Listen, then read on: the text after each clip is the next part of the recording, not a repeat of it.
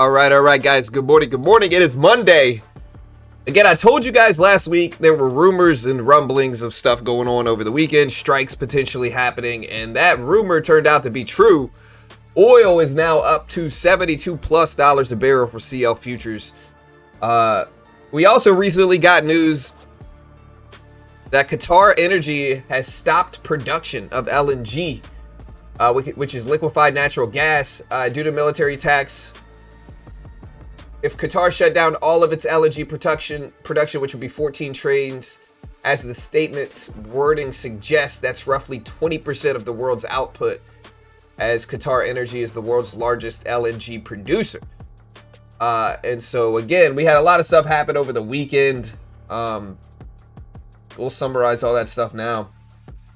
But again, futures are sharply lower today.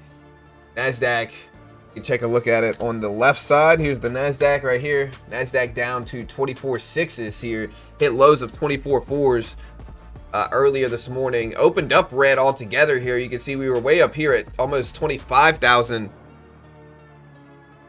last week. And then we opened up noticeably lower at 24s. Again, Iran has effectively shut the entire Strait of Hormuz. U.S. and Iran have exchanged attacks. Oil and defense stocks are spiking. Crude is ripping. Brent WTI up 6 to 8% after Iran moved to close the Strait of Hormuz to shipping, amplifying an already tight oil supply. Gold is jumping because of this news here. Here's gold right here on the left. Gold is up to $5,400 an ounce right now. Already elevated over the last few weeks. Gold is still pushing higher. Classic safe haven aspect. Defense names, you got like Lockheed Martin. They're gapping up a little bit. You have, which is a defense name, Northrop. They're all up. Shipping and logistics stocks are bid on freight rate expectations. High beta growth and AI names are still getting hit. Traders are cutting risk. And this week we have Broadcom, Costco earnings. We have the labor report and more this week. Today we have ISM manufacturing PMI data, which has shown really elevated numbers the last few days. But if we take a look at like Google, it's down.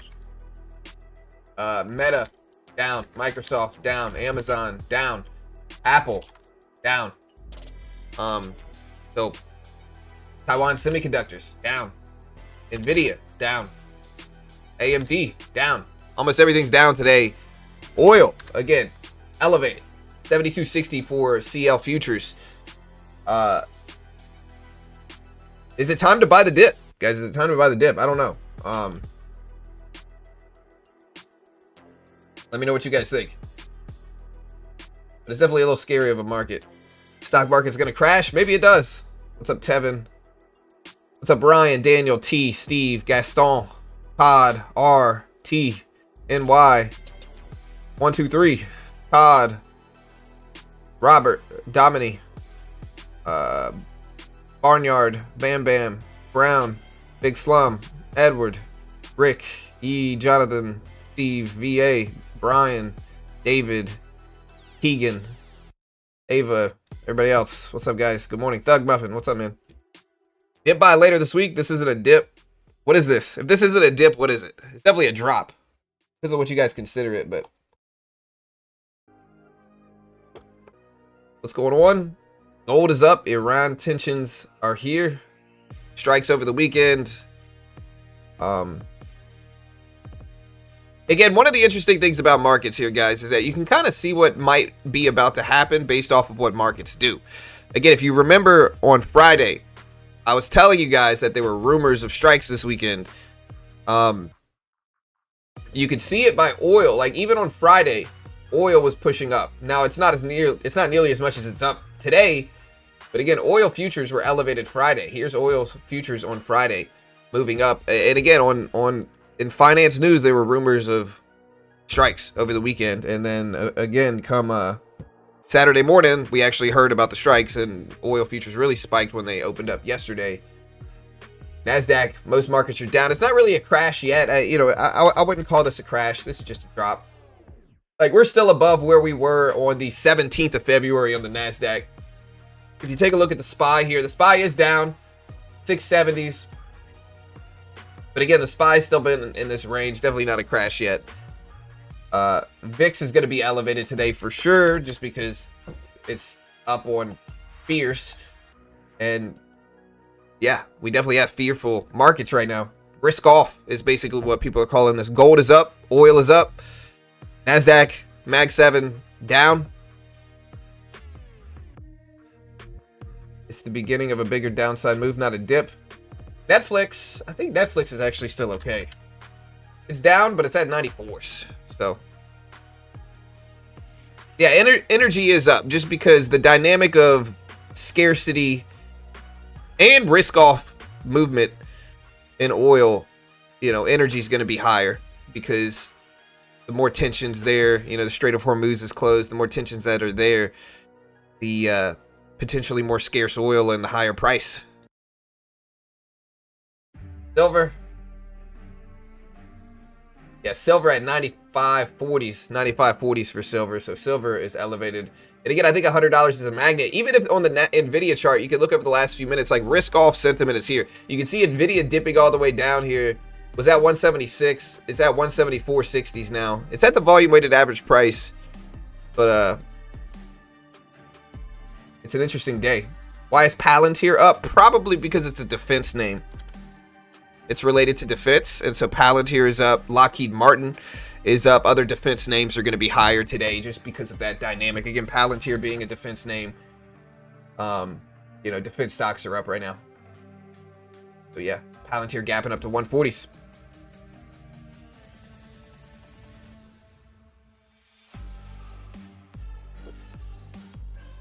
I'm not even sure oil has actually spiked its biggest spike yet. Yeah.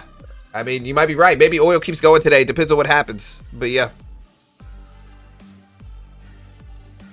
Strikes all around here. But again, one of the big news that I'm seeing here is this. Qatar Energy to stop production of liquefied natural gas, LNG. Again, because of the strikes, it has ceased production of its LNG and associated products. And again, they supply 20% of the world's output.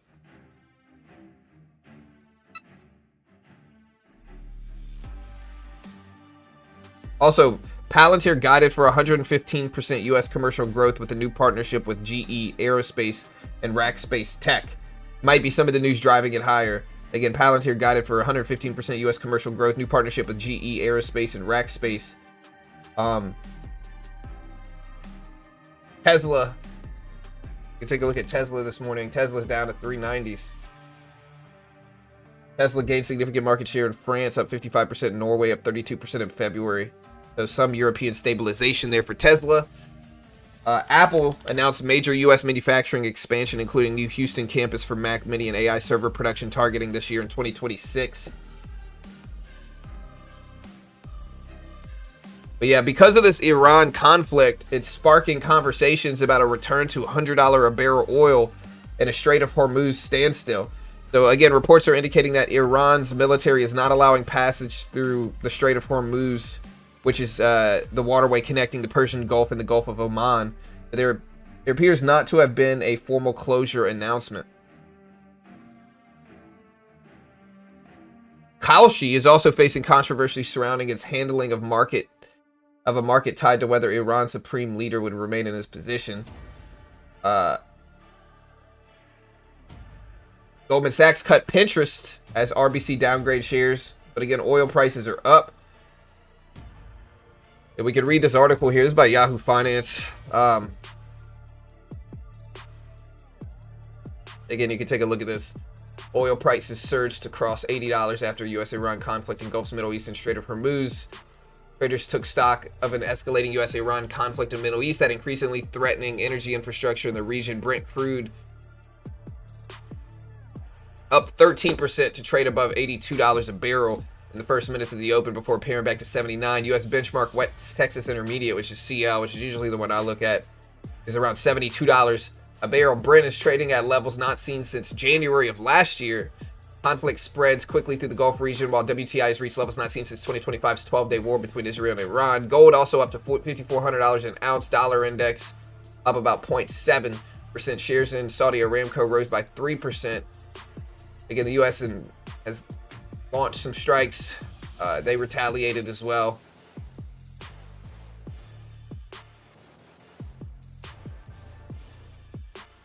Oil tankers have been hit. So, yeah, it's an interesting day today. I'm genuinely curious to see what happens, but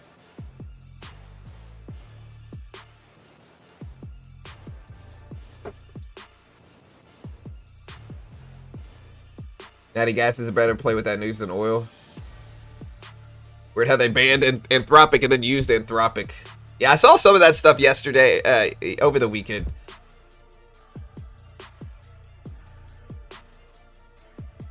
Hey, John, not asking for financial advice. What oil energy ETFs would be good hedges for today since they're going to go up so fast? Since they're going up so fast. What do you mean by hedge? It just depends on what you mean by hedge.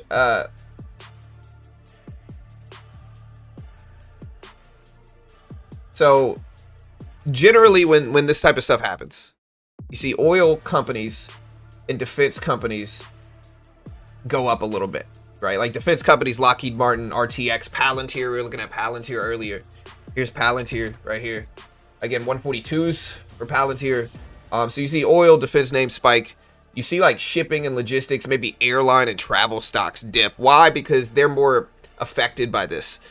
They're more negatively affected by this. It's harder to travel now. It's harder to get through things. And so those are some of the directional moves that you see from news releases like this. Is you see oil spike, defense name spike. You see travel, airlines travel. Right now, you're also seeing like AI and tech dip some. And so if you're talking about hedging, I'm not financial advice. We're not investment professionals here. Do not copy us. Half the time I have no idea what I'm talking about. Not liable if you lose money. Don't do it. Don't copy me. Here's the NASDAQ down here. But, you could buy defense and also buy airlines. You could, you can buy oil and also buy airlines, or buy oil and also buy AI as hedges. Like there's a lot of ways you could hedge, to be honest. It just depends on risk tolerance. Just use micro oil. Cheap gas is going bye-bye. Yeah, that's probably true, at least for a little while. Yeah, Bitcoin today, guys.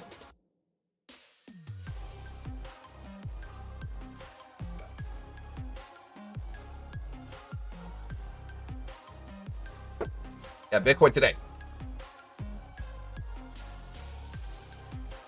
Bitcoin, $66,000 per coin right now. Here's Bitcoin right here. Again, 66,000 right now. Doesn't really know where to go in all this, but 66,000 is okay. It's better than low 60s. It's been consolidating for a minute here, though. It's not really moving a lot over the past while here. It dipped from PPI. Last week, we did have higher than expected PPI inflation. But I would say, Bitcoin's done okay. A lot of people might consider this a flag. We'll see. I think the broader range is tight, though. I think we have a larger range here in play, where we're going up and down and up and down, and now we're kind of in the middle of the range right here, if that makes sense. So we'll see. We'll see what Bitcoin does. I want it to go up. I don't know what it's going to do, though, so we'll see. Again, I'm watching oil. Maybe I'll trade oil a little bit today. All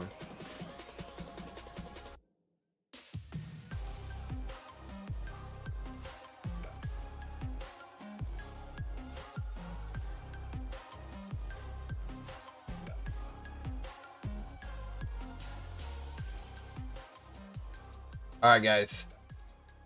Another big thing is, like, if you're just checking out Apex, Apex released a big update. For all those that don't know this, Apex released a pretty big update. They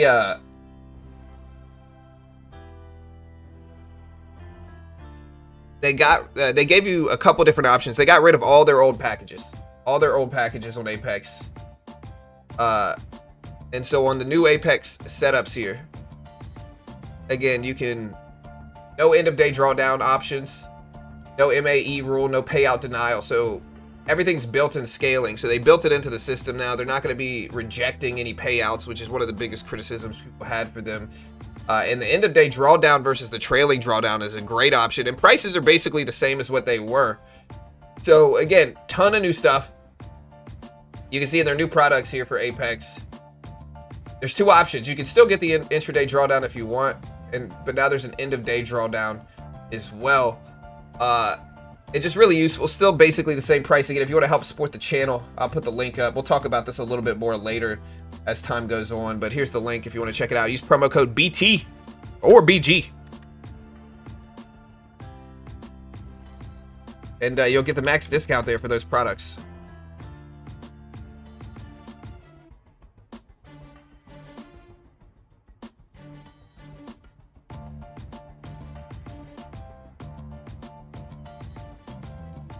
Here's the link right there. But yeah, oil, if we get a dip down here to the volume weighted average price, I might buy this dip. Again, if we get a dip down here, I might take a piece of this.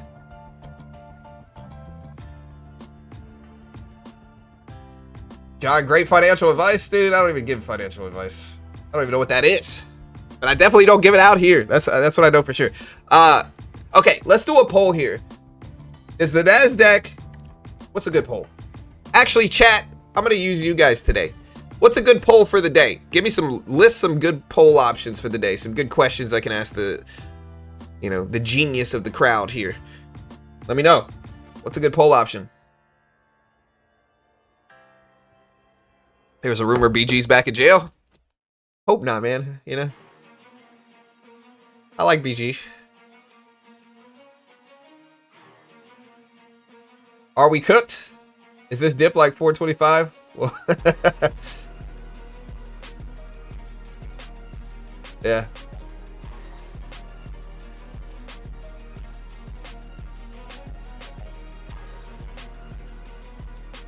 Does Bitcoin break 70K? Rebound or not poll? Yeah, I'm leaning towards rebound or not today. Rebound today poll. Yeah, that's basically what I'm going with today too, unless somebody gives me a better option. If you don't want a rebound or not poll,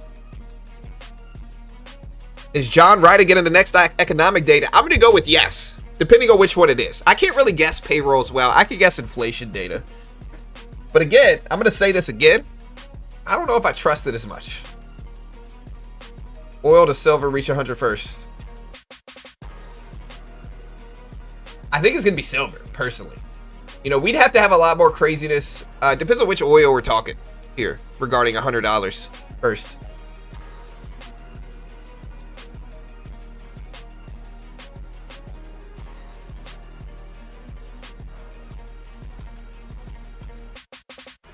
Does the Q break 595 to the downside?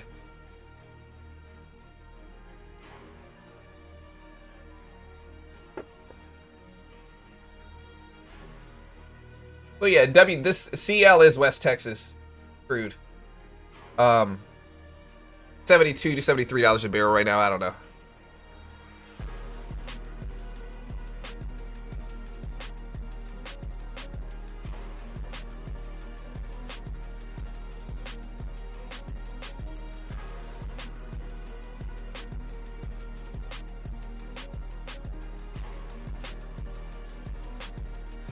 Also, guys, I built out this really cool opening range breakout program. Like, here's the Q right here. Like, look, check it out. It honestly seems to work pretty well. It's not perfect, though. It's not perfect. Just let me the prefaces. This one faded, though. Orb didn't work. Look at that one. That one worked. That one worked. That one worked. It was a little late on the day here, but I don't know why some of these don't populate. That one looks like it worked. Maybe since it's testing the retest. There's the orb. That one worked. Look at that one. That one worked. That one worked. I don't know why ones like this don't give the signal here, though. I'll have to figure out the code and fix this. But look at that orb. That one worked, too. That one worked. That one worked. So it definitely doesn't happen every day, but I'm building the signal here. Let's see what that looks like.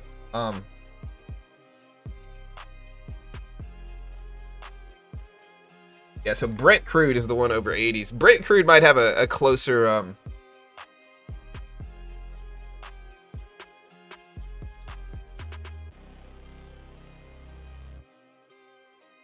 what AI company will go out. I'm just going to do rebound since I don't really have any better options.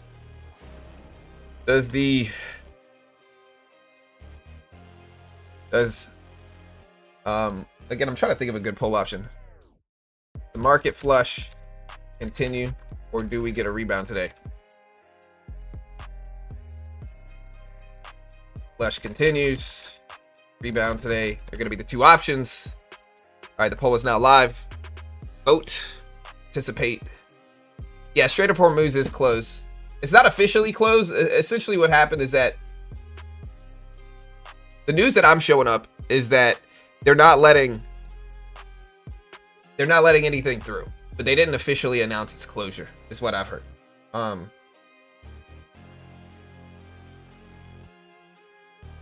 So again, the Strait of Hormuz effectively goes dark. I'm sure like OXY is up today. Yeah, Occidental Petroleum up a lot.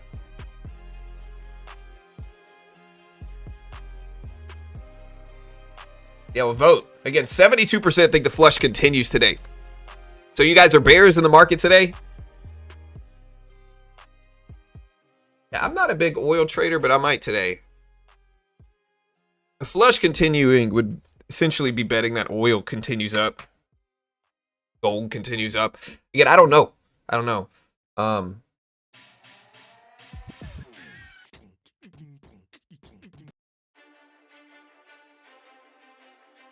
Sonic bearish.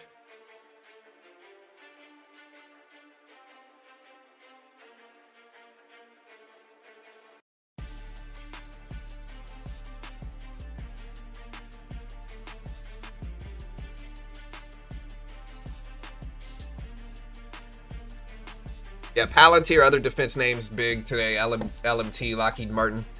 Again, here's Palantir. Although Lockheed Martin's kind of giving it back. Palantir up to 142. But yeah, again, there's no formal closure in the Strait of Hormuz, but in practice, traffic is largely halted.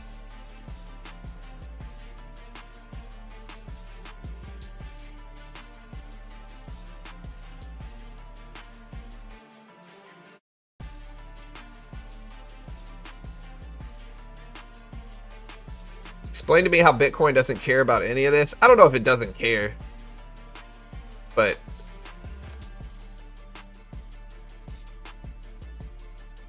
it's just not moving like a large amount here. I would say Bitcoin is kind of flat at this point.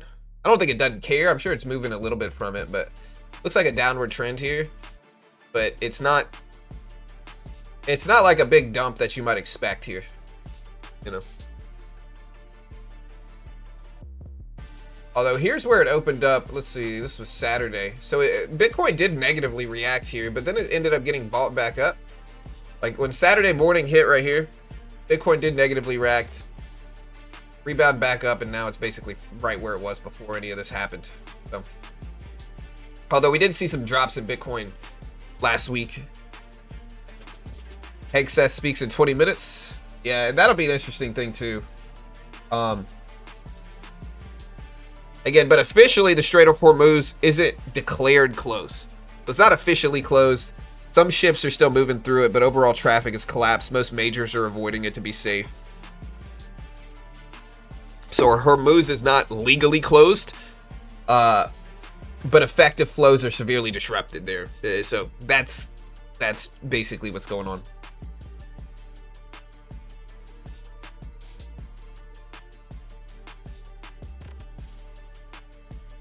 It even hit 80 to 100K in the rebound correction. Sailor bought more. That's right, recovered. I don't know. Sailor announces he bought more usually every week. Again, Bank of England's Taylor says restrictiveness has been bearing down in the last year. Again, U.S. short-dated CPI swap surge. 1-year contract rises 11 basis points.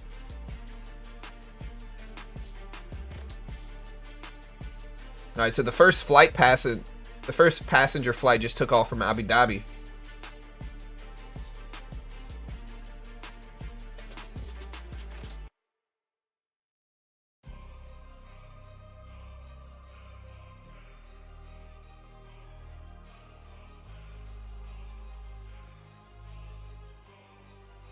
Again, oil. We're definitely watching oil this morning.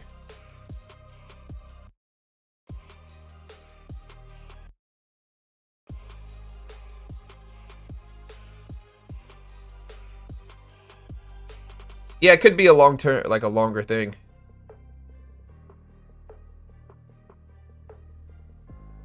Do we now fully join Michael Burry in his journey to sell off the futures market? I don't know, man. We're not really down enough for Burry to celebrate. I mean, this might be the start of it, but we're not there yet. We start dropping 5 or 10%, then maybe you can start celebrating. But we're not there yet, fortunately or unfortunately, whichever one you want. I'm not really wanting the market to crash.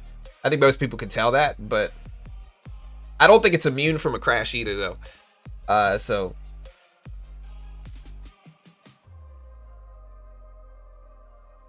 yeah, to get a Pentagon Chief Pete Hegseth is scheduled to hold a press conference today on the military campaign against Iran. So again, Hegseth is going to be speaking regarding all this stuff today. I'm sure that will move things depending on what he says. So we'll be covering what he says to a certain extent here.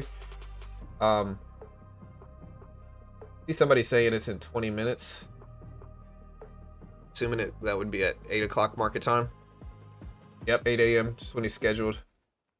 So again, we'll see what he says.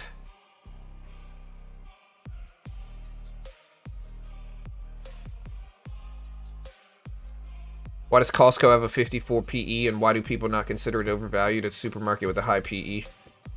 Because Costco's a cult, brother. You know? I'm not, listen, look, I'm going to preface this with, I'm not attacking anybody here. But I'm not one of those Costco people. I already hate the grocery store. All right? I dislike the grocery store. I don't enjoy going shopping at the grocery store. The most boring thing ever. I don't like it at all. And so I've been to a Costco on a Sunday before. I still have PTSD from that trip. I just don't like it. I couldn't even get around. You know? And so I just don't like it. But I think Costco is probably going to be fine long term. You know, there is the dynamic of mail order shipping products kind of eating some of Costco's business. But yeah.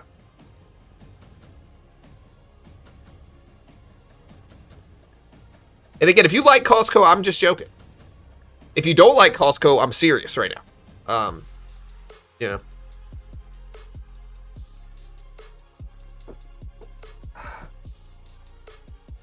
Ooh, that's a tough one. Costco or Walmart? I don't really like going to either of those stores. Walmart's more chill, though. You know, definitely more chill than Costco. You get carded when you walk in the door. It's not chill at all. Anyways, guys. NASDAQ down. Let's day trade. Look. Apex has these really cheap accounts, and you can pass them in one day. So we might be throwing some of those out there this morning. Again, we'll see. Yeah,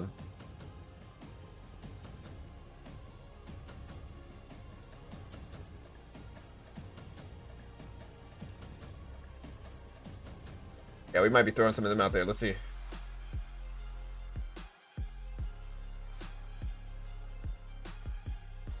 Oh, stock-wise? Ooh, that's a tough one. I have to check Walmart's PE ratio. I'd probably go with Walmart for the stock just because it's a staple. But honestly, both of them have roughly a 45 PE ratio. So I think they're about even. Walmart has more history. Costco is more... Costco has a bigger potential, I think.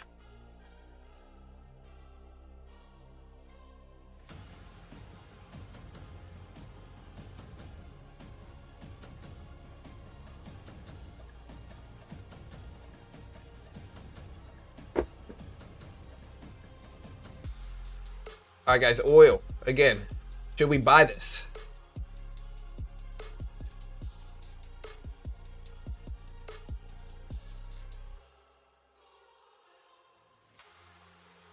Yeah, I mean, one thing that we should take a look at is yields today. We should take a look at yields. Yields still under 4%, although they're kind of unchanged from where they were Friday. You know, Friday we did have higher inflation data, though. And so we did dip a lot last week, but we popped right back higher here today on 10-year Treasury yields. So we went down to 3.95% on Friday.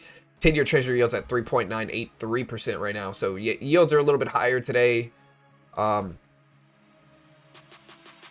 We can look at the Fed Watch tool and see we're still looking pretty likely that we are going to pause rates this month in a couple weeks. But this is a little elevated from where it was. This was at 2 to 4%. It's at almost 5% now for likelihood of a 25 basis point rate cut at the March meeting. So still looking pretty likely that we're going to pause rates though. And we're not seeing this jump up until June. 41% chance we cut rates by June, 25 basis points.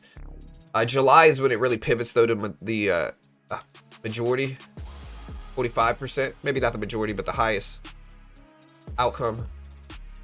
Yeah, we have ISM manufacturing PMI today. We do. ISM manufacturing PMI. Very relevant.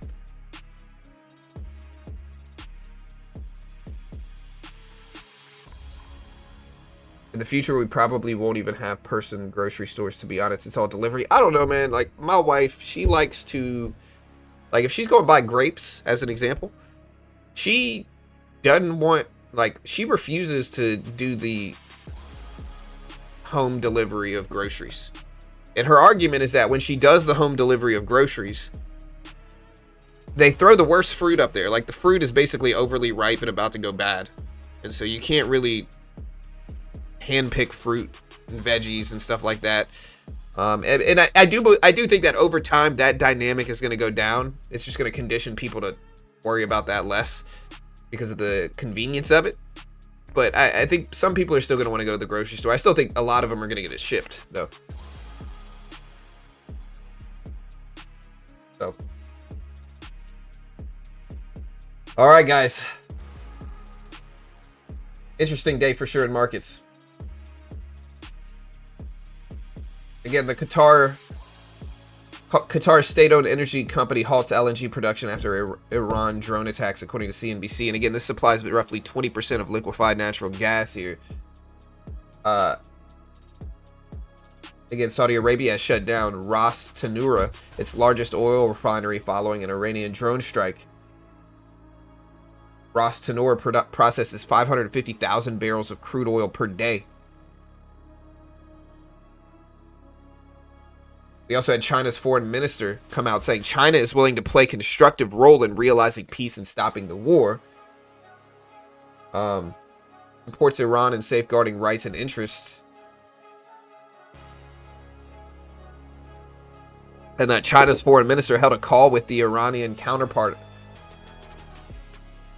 According to sources, China has urged the U.S. and Israel to immediately cease military action.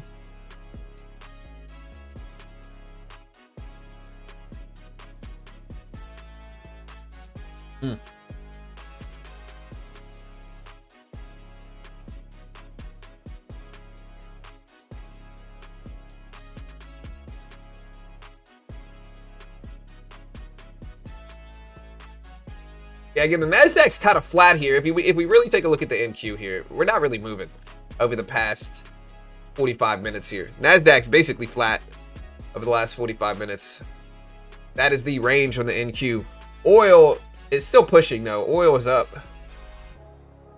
to 72.74 a barrel for CL crude.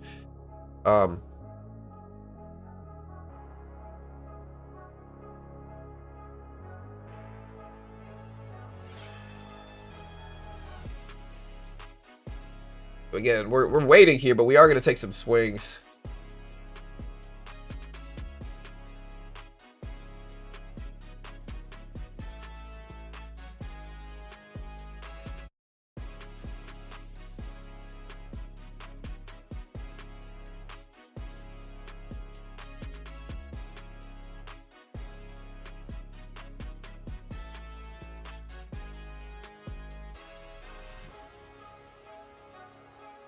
What's up, Jono? What's up, It's Bad? It's all an illusion. Drago's graph. Yeah, I don't use Instacart at all. Again, like I said, my wife likes to go shopping. I do not. I dislike shopping. I don't like shopping at all. I get too bored. And like, I'll go there and I'll pick out a bunch of stuff, and then I won't eat 80% of it. So, especially if I go there while I'm hungry, I don't eat half of it. All right, guys, the Nasdaq just dipped a little bit here, though. Again, let's try to trade some.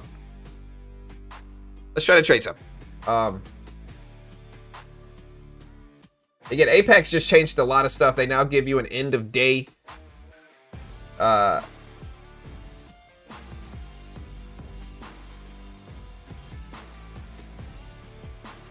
Again, they now give you an end of day drawdown option.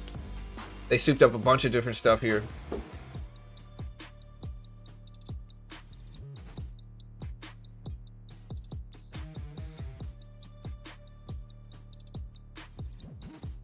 Yeah, and the 25K account.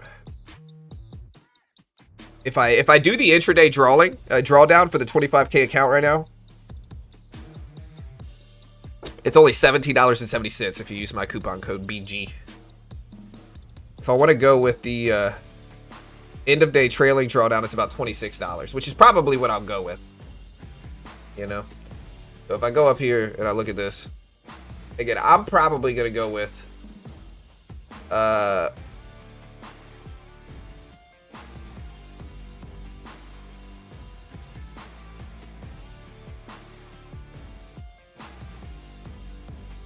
yeah, I'm probably going to go with the new end of day option.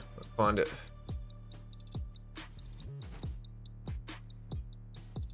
$25K end of day.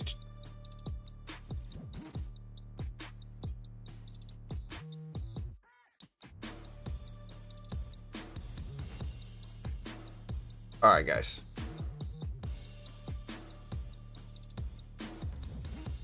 NASDAQ. And I might buy the dip in oil, to be honest here.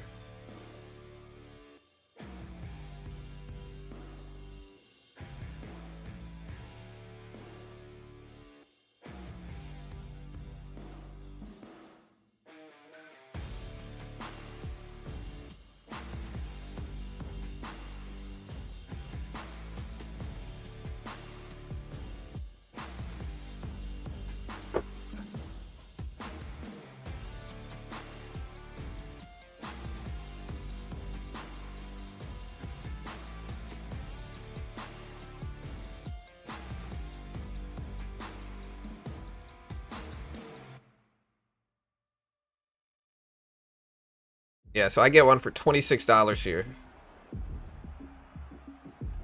I think they're gonna get a thing where they let me buy in bulk too. Yeah, so this is Rhythmic though, which is fine. I'd rather Rhythmic. I have to use Quant Tower. All right, we have an oil dip here though, chat. So we do have an oil dip. Again, if you want to check it out, use promo code BG, help support the channel. I really like Quant Tower.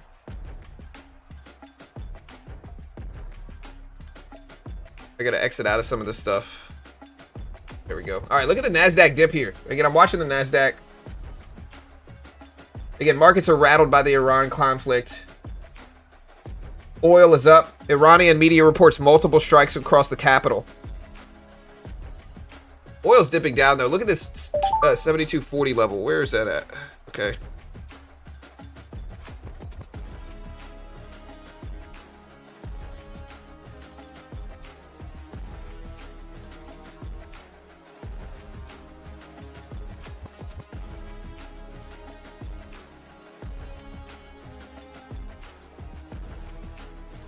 All right, I'm in there on Rhythmic. That's good. We'll give it a second.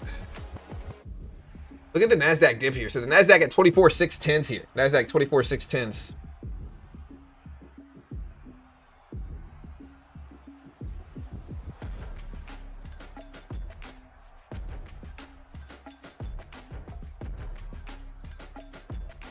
Is it time to buy this dip here right now?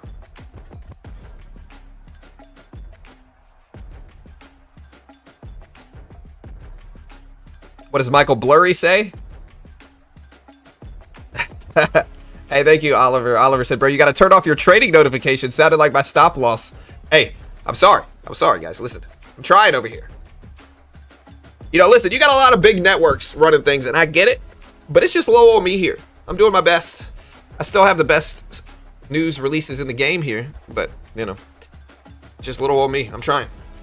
NASDAQ falling down right now, though. Look at the NASDAQ dip. I'm watching oil. Oil does have the 72.40 bounce.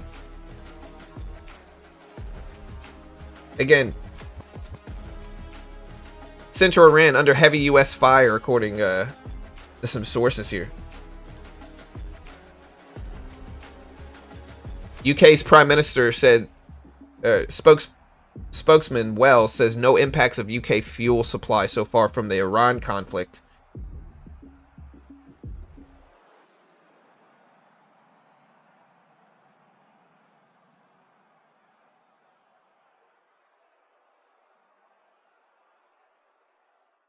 And I think in this account, guys, I have to just kind of swing for the fences here.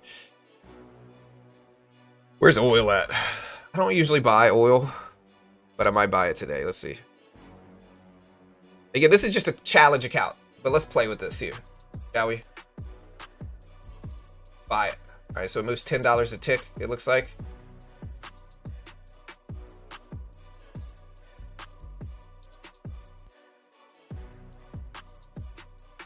Big 2.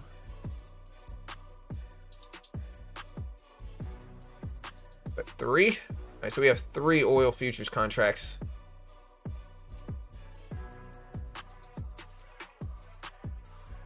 Gold should pump. I made 1,200 on sports betting. That's good, man. I wouldn't. I mean,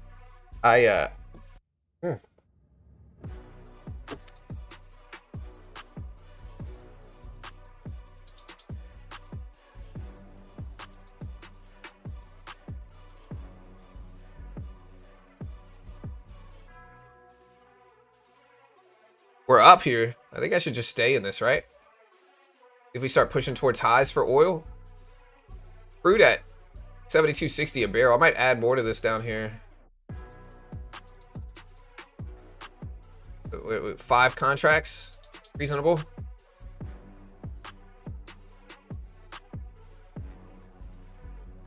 Uri was saying Anthropic ban will greatly affect Palantir. Yeah, Palantir's up today specifically from defense. Like drama going on overseas, and defense names are usually higher this morning.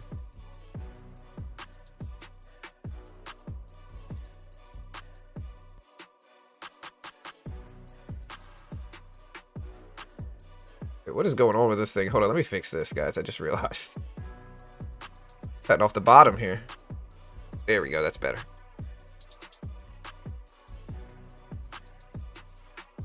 Yeah, 8 a.m. scrum potentially coming here in 5 seconds here, guys. 5 seconds. Again, Iran's deputy foreign minister to CNN says we are not responsible for the oil field in Saudi, and we have informed our brother in the kingdom of this, end quote. Oh my goodness, guys. Oil dipping down. I'm down 1,000 here. I mean, this is just a challenge account, by the way, so we're not really down 1,000. But oil falling here, falling.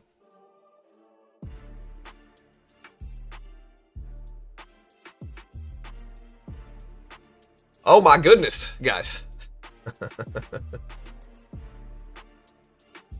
Well, something just happened in oil. Again, I'm down. I'll leave that window up so you can watch me lose this. I believe we can turn around here. I believe we can turn around. Definitely confirmation bias. But I believe here, guys. I believe.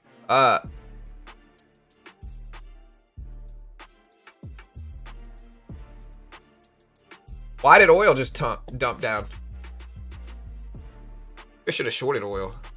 Again, it could be the Iran foreign deputy minister to CNN says we are not responsible for Saudi oil fields and we have informed our brothers in the kingdom of this. Maybe that's what this is.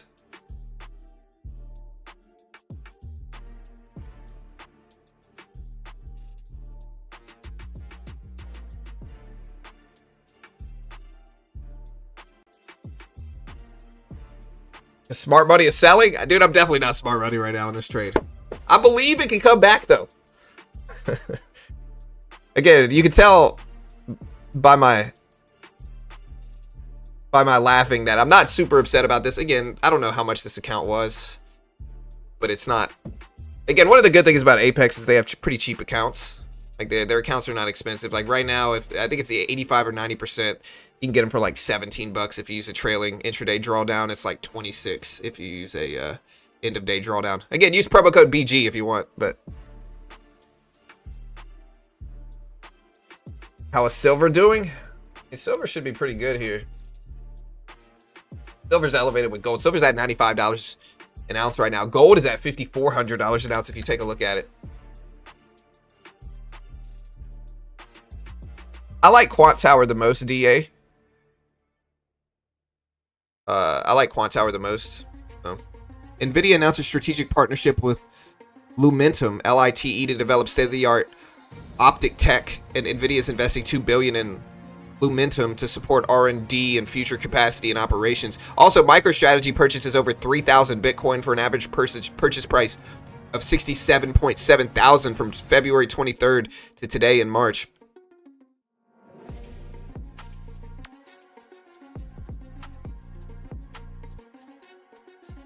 Still says $39 on Apex. I just bought an account on Apex. I have to pull up Quant Tower to see if it's working again. But let me see. NASDAQ coming back down at the 200 exponential.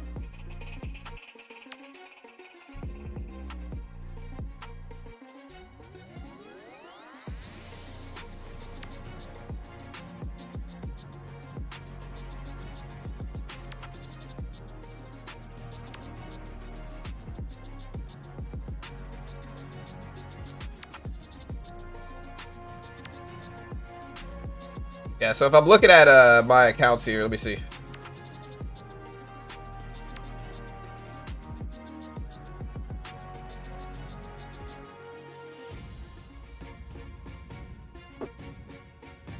Yeah, profit target. Yeah, so we should be able to log it here. Let me see.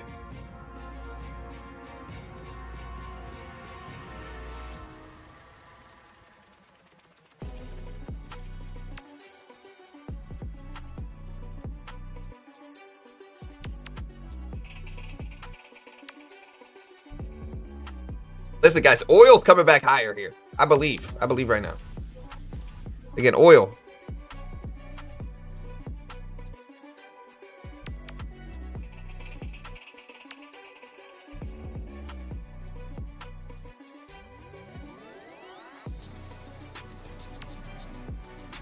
Oil's back up.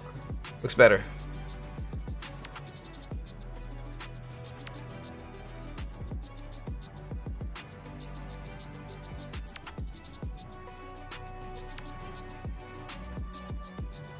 Like I said, I believe this. I believe it'll come back.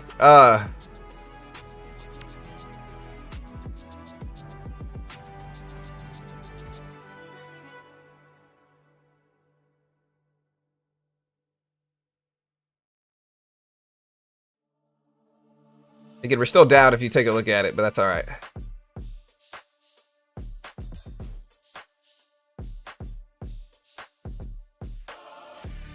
Gotta make this a little bit larger here for you so you can see it. There we go.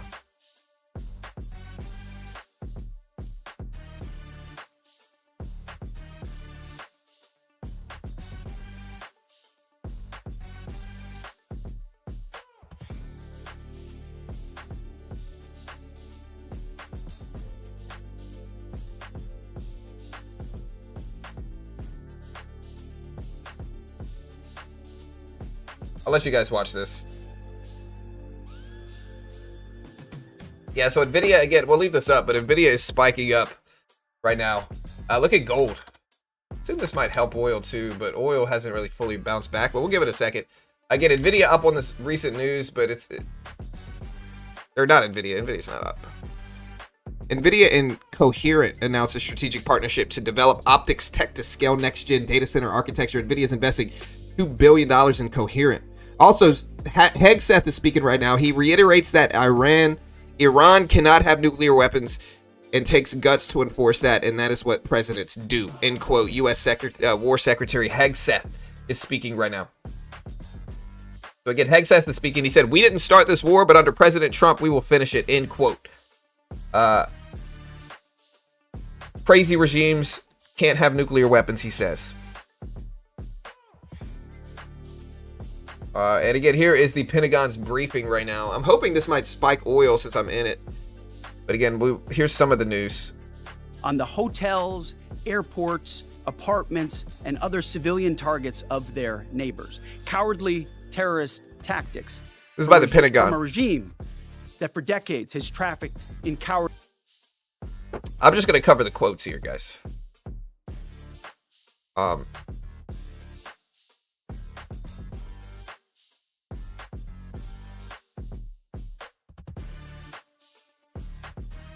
I was hoping this might spike oil here, and we'll give it a chance.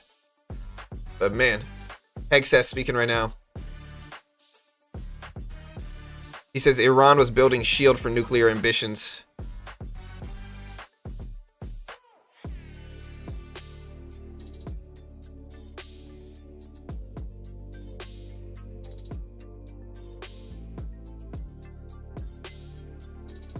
Yeah, gold just popped up to 54.20s here for gold. 54.20s.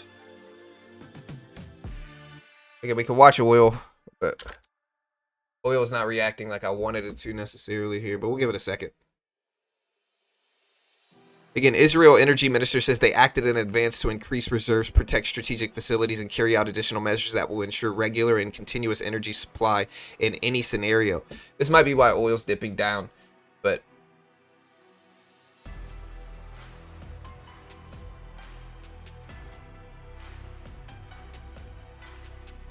yeah, it looks like I just got stopped out of that position. That's okay.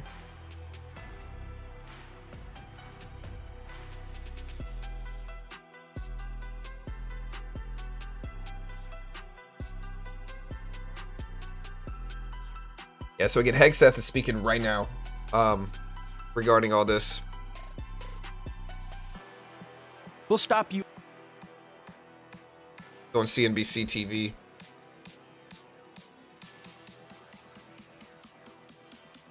Curious to see what oil does short term.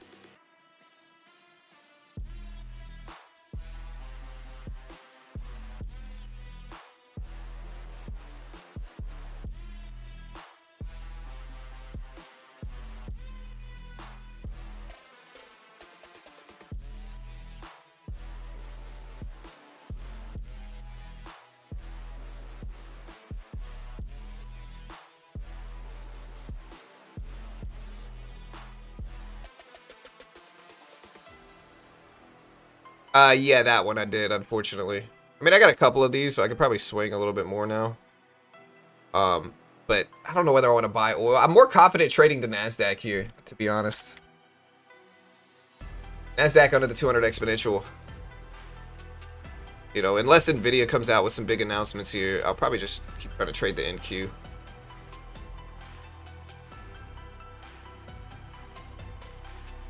Here's the NASDAQ right here at 24,650s. Hey, what's up, KT? Yeah, I just sent you a message back, KT. Gold? Yeah, I mean, gold elevated today. Again, markets are elevated right now. Gold elevated. We do have ISM manufacturing PMI at 10 o'clock today, so maybe that'll move things. We got the labor report on Friday. Unemployment expected at 4.3%. Last time was 4.4. Although what we're seeing now, potentially on Friday, is a contraction in jobs. Bro, they make sure you get this stupid ad. But yeah, what we see now is a contraction in jobs. If you look at Friday, March 6th, this is when the labor report shows up right here. A couple things that I noticed just on this report. Number one is that last time jobs showed up at 130,000. This time they're only expecting 54K. That's number one. Number two is that the unemployment rate is actually supposed to dip down to 4.3% if it shows up as expected.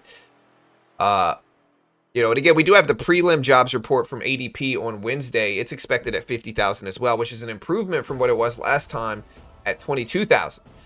Again, today we have ISM manufacturing PMI right here. It's expected at 52 versus 52.6 previously. But we've had some high readings in ISM data for a while now.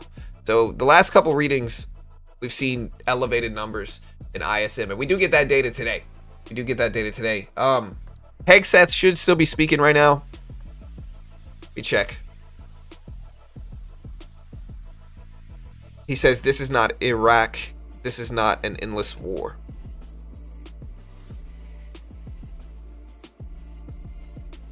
He said to Iranian security forces, choose wisely.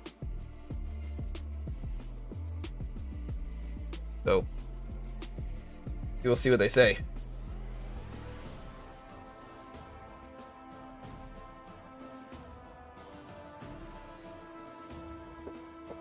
I don't think the war will affect much in the stock market. It might dip today, but it will bounce back later. Maybe so. Maybe so.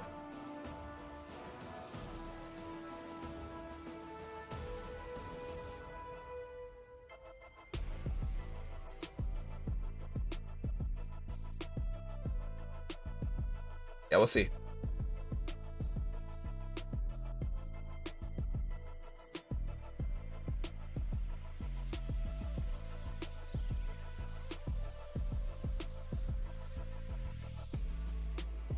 All right, guys.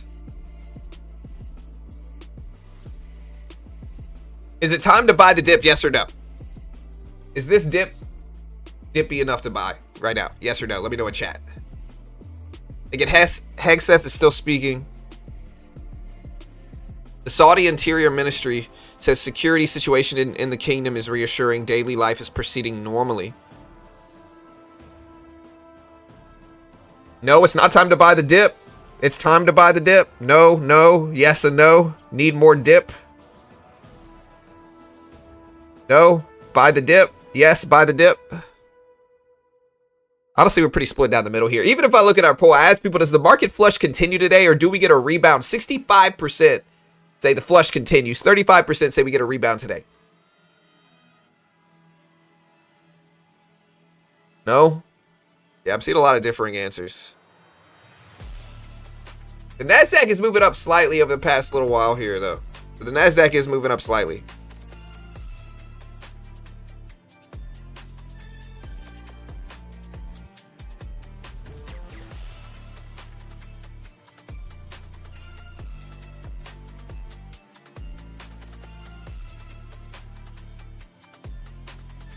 Why is that rejected?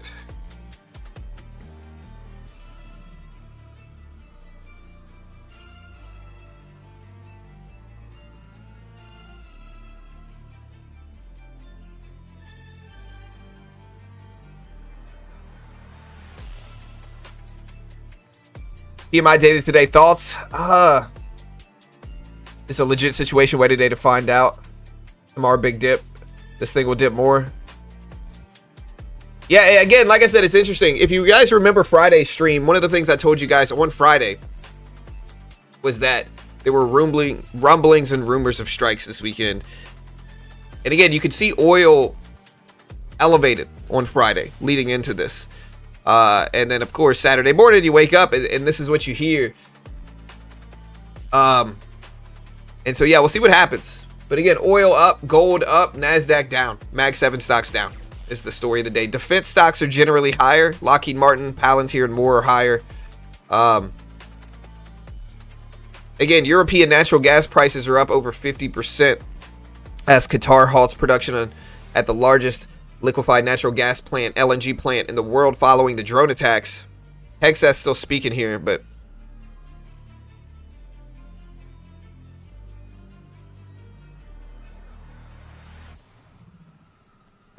to those that think the market could rebound today, I'd watch first.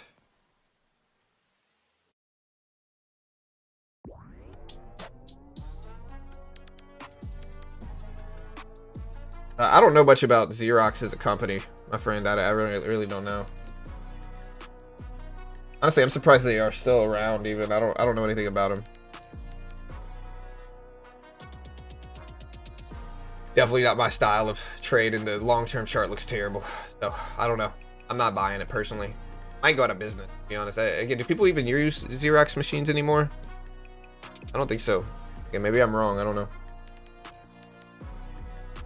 Why should it rebound? The war isn't over. Why would you buy something going down since 99? Yeah, of course I'm going to cover the PMI release.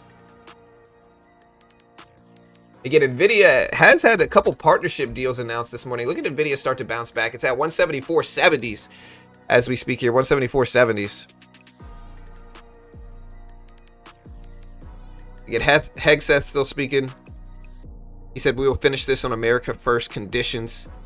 The EU Commission spokesperson said the EU was to convene a meeting of its gas coordination group on Wednesday. And JP Morgan also says Iran escalation challenges bearish dollar view, recommends tactically unwinding euro US dollar longs today. We look at the Dixie here.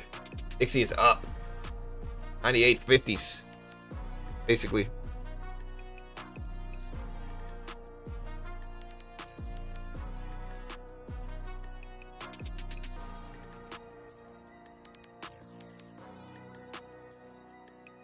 What about Adobe? I'm not really interested in buying Adobe here. I think, again, Adobe is going to get a lot of its business replaced by AI. What do I mean by that? So, okay, so this is coming from somebody like, I've created YouTube content for a while now. And so I know how to use Photoshop. I know how to use all of that stuff. And I'll put it this way. over the last few years, I have not needed to use Photoshop at all. Why? Because you can build a lot of the things that you used to need to do on Photoshop with AI now. And so AI is just going to eat a lot of their business, And again, this stock was at what, 400 plus, 600 plus back in 2021. And then AI came out here, like right around here, and then boom, it's down to 250s. And so it's just not really an industry. Maybe it's time to buy the dip. I'm not sure. I think Adobe's still going to have some business around regardless of AI. But are they going to have worse margins? Are they going to lose sectors? Yes, in my opinion. Again, not an investment professional, not liable. And maybe here it's cheap enough. But I think there's risks holding this long term, just based off of the current growth of AI and what that looks like and how much that might affect companies specifically like Adobe. So for me, I'm iffy about buying it, but maybe it goes up. It's down a lot. I don't know.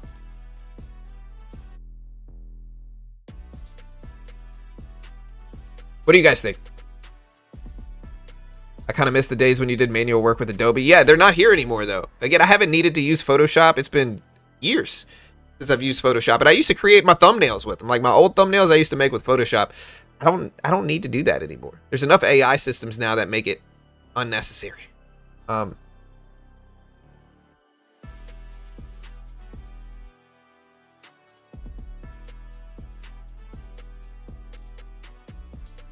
Adobe has implemented AI into its products. That's true, 100%. Adobe has enwrapped itself with AI, which I think is the move. If you're Adobe, that's what you do. NASDAQ still push it up here, though, guys. Look at the NASDAQ. The problem, though, is that even with them implementing AI use in their stuff, I still think they're going to lose business. And they have, and they probably will continue to do so. If you have to not just calculate how much AI has already affected them, but how much it will affect them in the future as well. And so you got to basically have like a thought experiment where you say, hey, AI has replaced a lot of their business at this point in time. Extrapolate how good AI has grown in the last 3 years over the next 10 and come up with a conclusion on how much AI is going to eat their business. And again, I don't think it's risk free. I think there's risks.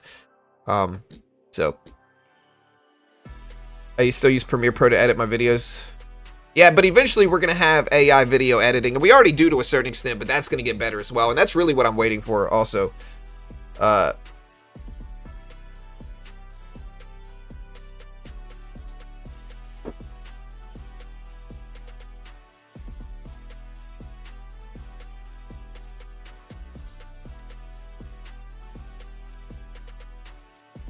Yeah, I mean, look, you can look at Adobe Cloud, Photoshop, Illustrator, Premiere Pro, Acrobat, and others. And I think, again, even if those aren't their biggest money makers, they're still going to get replaced. They're still going to lose money, you know?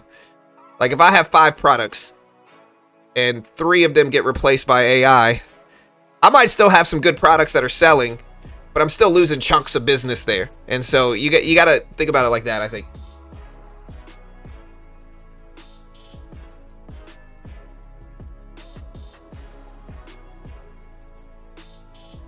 Again, Google at 303s right now.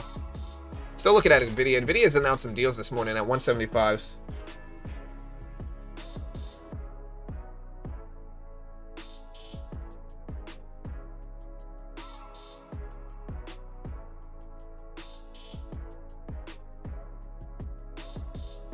Okay, so again, we did have U.S. General Kane said we began to systematically reposition U.S. assets in the region. The work is just beginning and will continue. U.S. operation in Iran marks months, years of planning.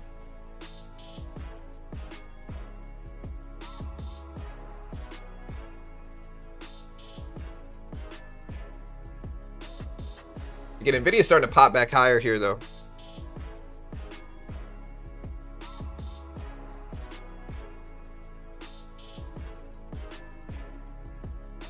Nvidia has announced deals this morning. One of them was Coherent, which is COHR symbol. They announced strategic partnership to develop optics technology to scale next generation data center architecture, and Nvidia's investing $2 billion in Coherent, COHR. We also had another one that they announced a strategic partnership with Lumentum, LITE, to develop state-of-the-art optics technology, and NVIDIA is investing $2 billion in Lumentum to support research and development and future capacity and operations. So LITE was one of the companies. I'm sure they're up. Yeah, look at LITE. Lumentum, up to 755s right now on this NVIDIA deal. NVIDIA hasn't really reacted a ton, but the other one is COHR, and they're up big too. Look at them. So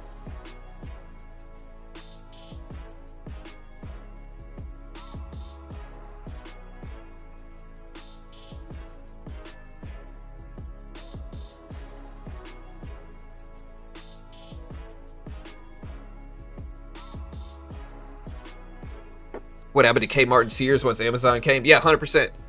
And I think we're going to continue to see that dynamic. The ones that I'm still confident enough, like there are some retail stores that I think are not going to get replaced by AI because of the convenience factor and because of just the way they work. One of them is Home Depot. I think Home Depot is probably going to be fine. Will they lose some business? Maybe. But I think because people need to go there, you need to go in store to do a lot of things that you buy at Home Depot. Paint, you got to buy it in store. You got to test it out. Wood, you got to get it cut. Keys, you got to get it made. There's a lot of things that you have to do in store at Home Depot, and that's going to make them resilient versus a lot of other retail brands that have fallen off, like Sears, Macy's.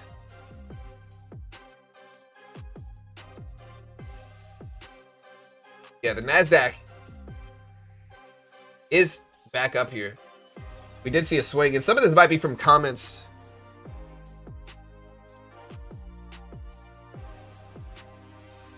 Kane said Trump gave the final go order on Friday. So again, the work is just beginning and will continue, he says.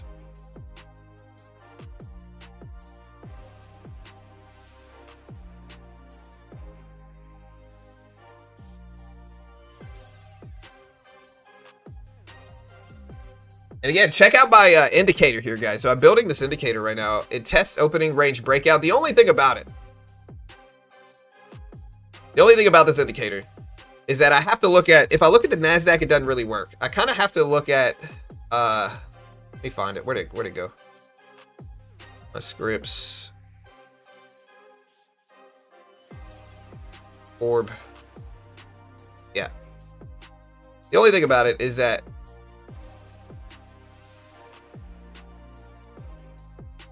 I guess it does work in a 5-minute. Hold on. The NASDAQ. Okay, yeah, the only thing about it is I have to look up like the QQQ versus the NASDAQ. QQQ basically is the NASDAQ. Because it's an opening range trade, I have to pull up the QQQ to look at it. But it seems to work pretty well. Like, look, it calculates the retest. It identifies the opening range. And then you get a pretty good indicator. Now, not perfect. This one, you got a little bit of 1-2. And look at the retest right here. So again, here's the opening range. Here's the retest of it right here. So that's probably what we're going to look for this morning at the opening bell.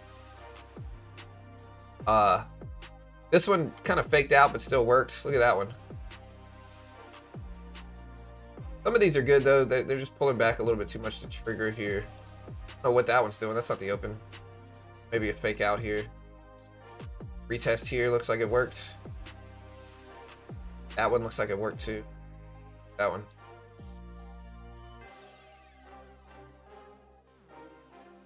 Pretty sure the right one though is the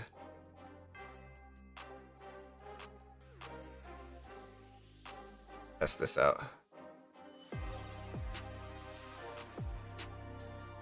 Yeah, here's the one that I found really effective. 10-minute one.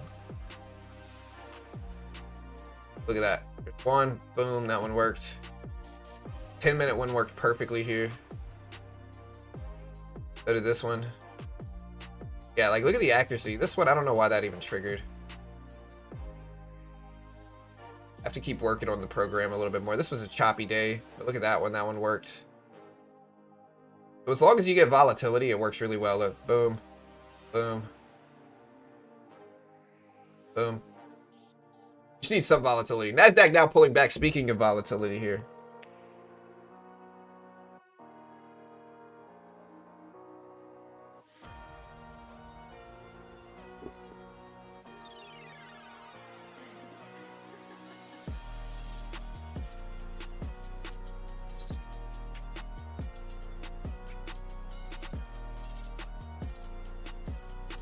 Yeah, I'm looking up new news to see if we have anything else going on. Again, top U.S. general says space and cyber operations disrupted communication networks during the U.S. strikes. Says more than 100 aircraft launched in a wave and massive, overwhelming attack. The president gave the final approval at 3:38 p.m. on Friday. So, again, we have kind of choppiness. I might buy the NASDAQ on a dip, but I think it's kind of risky as well. So do not copy me. Guys, do not copy me.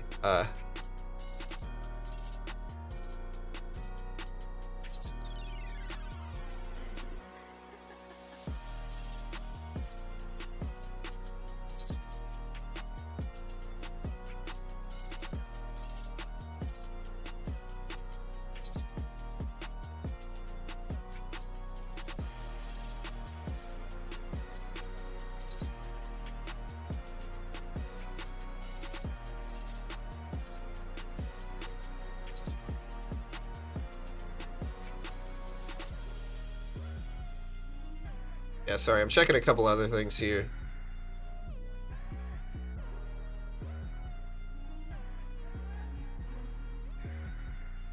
Yeah, here's the oil. Again, gold on the left side. Again, oil still elevated at 72.20s a barrel for crude.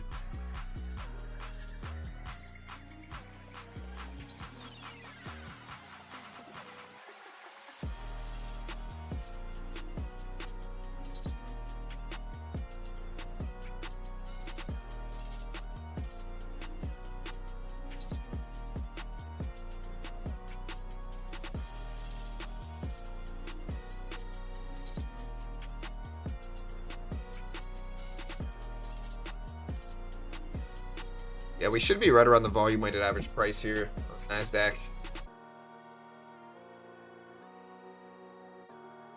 Is it too late to get in oil? It just depends. Like, oil right now is elevated. But if more tensions arise today, then it can be even more elevated. But if things start to settle, if we get some easing of tensions, oil might dip down. So whether it's too late to buy oil is a big question mark. Nobody really knows. And so the reality of it is nobody knows which way oil's going unless you know what they're going to say regarding stuff with all the strikes and stuff. Again, Kane just said operations will remain active across theater in the globe.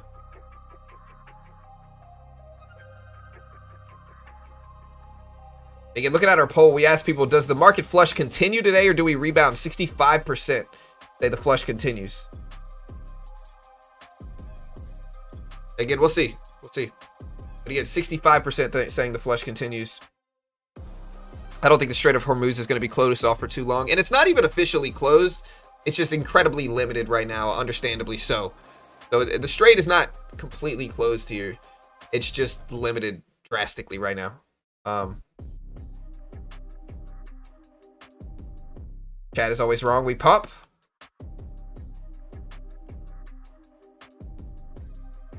Maybe. Again, we're heading into that last hour before the opening bell. Here's the NASDAQ bouncing at the volume weighted average price. It looks like we're pushing up some. I'll put this window up.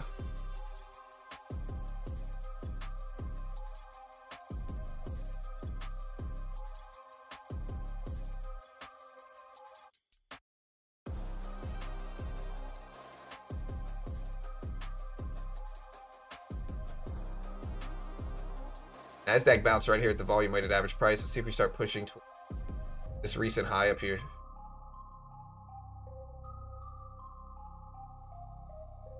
Gold is pushing. I see oil coming down a little bit, but NASDAQ bounced at the volume weighted average price. Here's gold.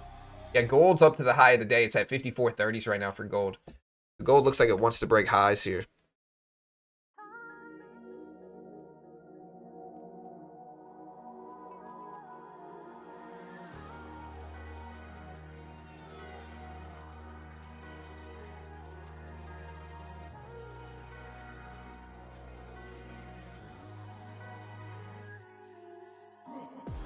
I was curious last week if the war was already priced in. Guess we'll find out. Well, it wasn't completely priced in, just based off of the NASDAQ gapping down yesterday when markets opened on Sunday. Oil pushing up higher. Last week, oil was elevated. And again, last week we did hear rumors of a strike over the weekend. And again, during that, oil still elevated up to $67 a barrel here. But essentially on Saturday, we got it confirmed. And when we did, you know, again, here is oil last week, 67 a barrel. You can see the gap up in oil prices over the weekend after the strike. So here's the gap up in oil from the strike. NASDAQ gap down here. So was it priced in some? Sure. But again, here's Monday today. And you can kind of see these dips. The dips are not small necessarily. Look at these pullbacks. So again, you can see the dips this morning, gap downs in the NASDAQ, S&P on fears. But they're not necessarily small here. And again, the NASDAQ's starting to come right back down.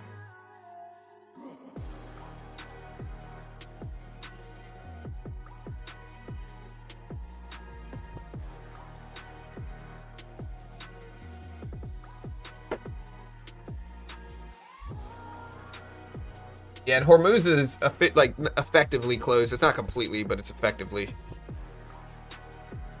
Hexes said would never hang a time frame on the Iran operation. Bank of England's Taylor says for the UK and US, tariffs will be a source of disinflation.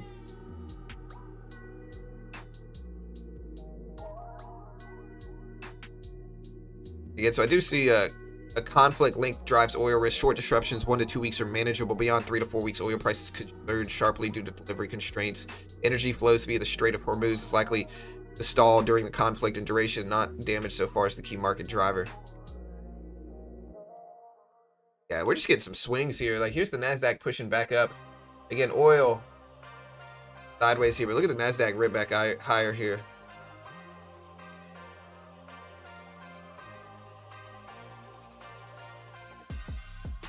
Yeah, the VIX here. I mean, the VIX is probably dropping with the NASDAQ, but with the NASDAQ going up, I mean.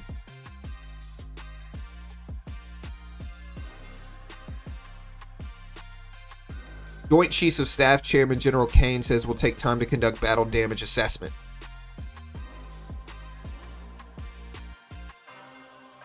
Again, he said Iran has long-range strike capabilities.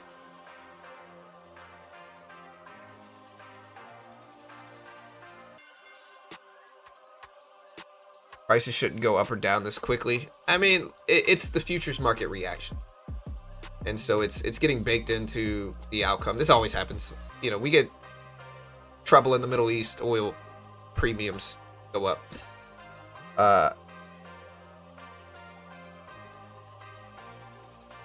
Yeah, so Nvidia announced 2 major deals today as well. And both of the companies that it announced deals with, one of them is Lumentum, which is LITE. You see it's up to 750s today, 750s on this.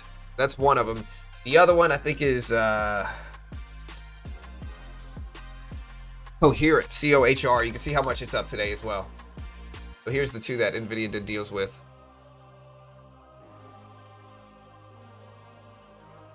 Crush imminent, at least for crypto. The rest, we have solid support over there.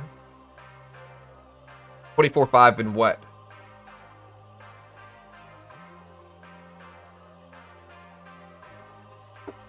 Yeah, market opens up in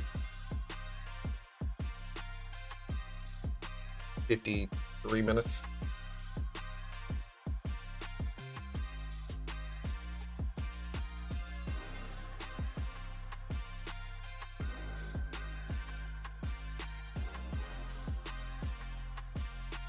And here's Nvidia, NASDAQ.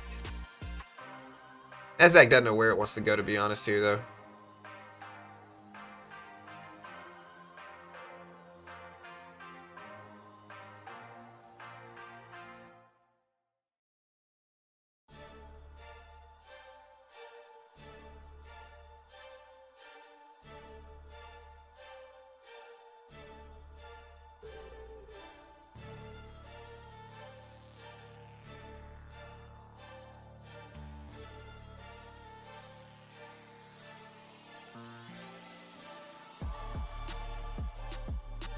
Again, I'm still watching oil. I don't know what I want to do, but oil's starting to push up again.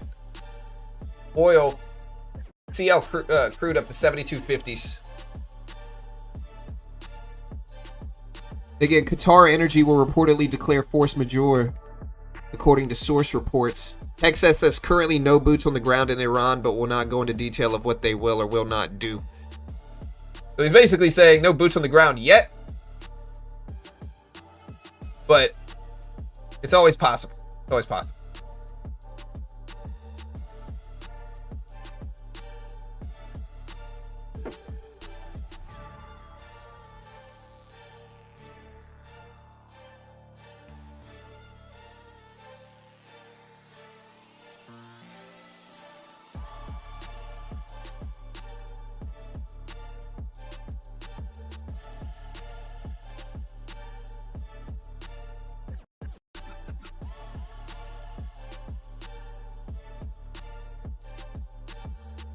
Yeah, I mean, Lenny, I'm not talking about that either, brother. Again, it's just too controversial, and I gotta keep it market news related.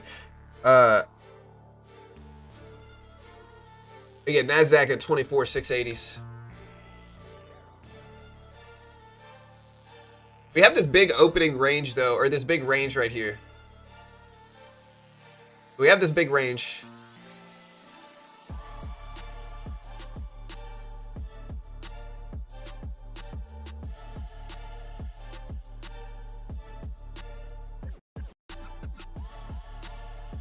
Good test there. Just got here. How are things looking? So markets are down today. Oil is up. Gold is up. Basically, we're in risk off mode because of the stuff that happened over the weekend. What I mean by risk off mode is that generally risk on pushes equities higher. So risk on would mean like AI names are running, tech is running, stock market equities are running.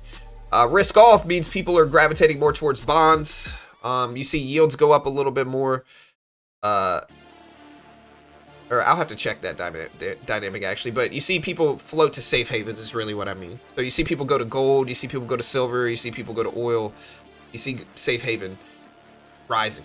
And again, because of the stuff in the Middle East, the Strait of Hormuz is closed, which or not. It's not officially closed, but it's severely restricted. Severely restricted. You know, there's news that some freights are getting through, but certainly not a lot. And so oil's higher, gold is higher, Nasdaq is down, gold, silver, oil, dollar index all higher today.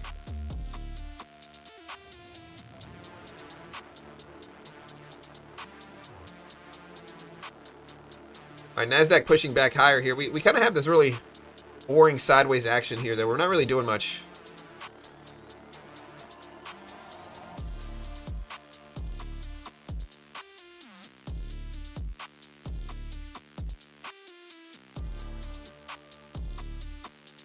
Yeah, that makes sense. Or premium. Yeah, that makes sense.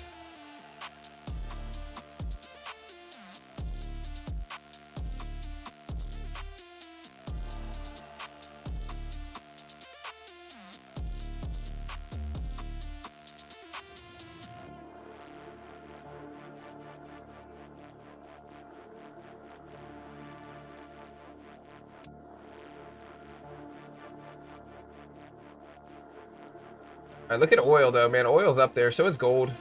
Gold was almost breaking all-time highs, but it didn't quite get up there yet. Gold 54.30s.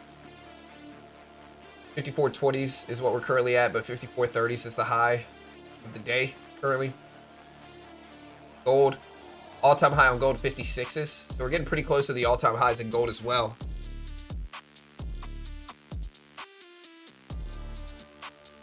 A nice tank.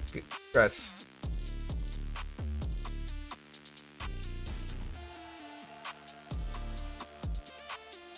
Again, I'm looking at breaking news right now.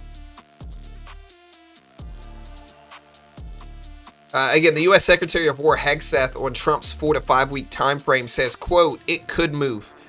Basically, it could go past 4 to 5 weeks or earlier, potentially. Again, he said there's no boots on the ground yet, but won't predict what we will or will not do. U.S. is not ruling out any options. We fight to win, he says.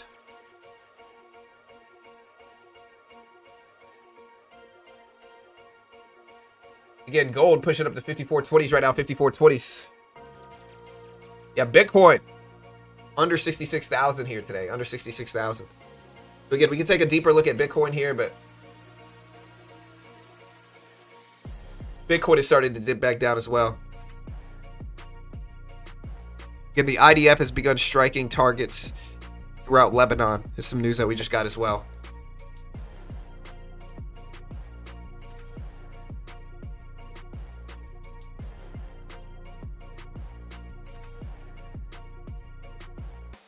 John, you ever wake up and read the news and are like, not today? How do you do this day in and day out? What do you mean not today? Like, I'm not going to trade today? I mean, I don't know. I think it's more exciting to trade when stuff's going on.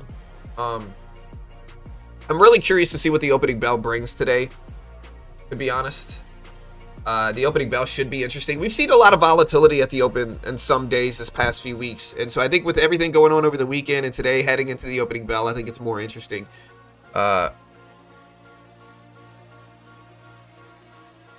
Pre-market dip. What do we do at the opening bell, guys? Bull or bear movements at the open? What do you guys think?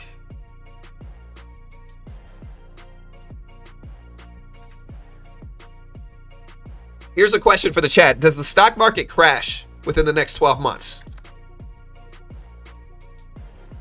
Yes or no? I think that's what I see bear, bull. Yes. No crash, no. See, you can see how split down the middle is. Half the chat says yes, half the chat says no.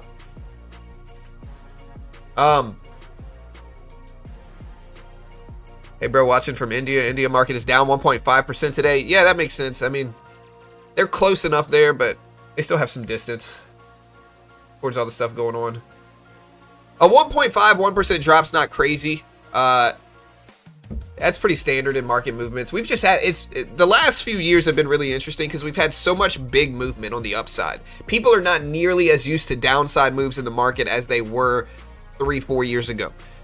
The market dynamic has changed, and so everybody's used to big bull runs now. Whether you might consider that irrational exuberance, I don't know, but I think the market's just less used to downward moves over the last few years. And to be fair, we've seen less, except for big catalysts like April of last year. We've seen less big downward moves. So 1 or 2% is not big, is what I'm saying. No crash priced in. I do see a crash incoming this year.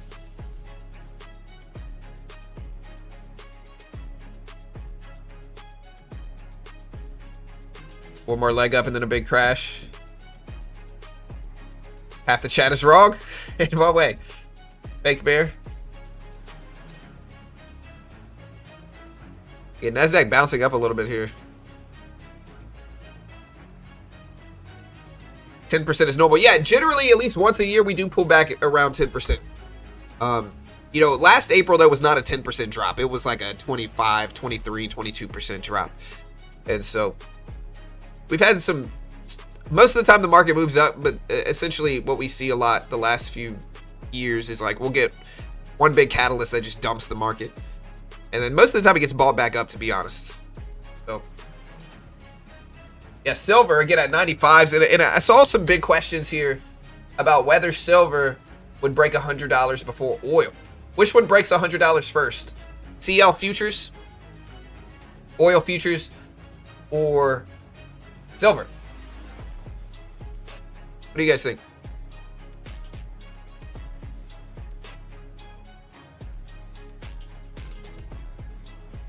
Create a bot that simultaneously trades based on chat suggestion and sentiment? I don't think it'd be right. No offense to the chat. Honestly, it'd probably be sideways. You know?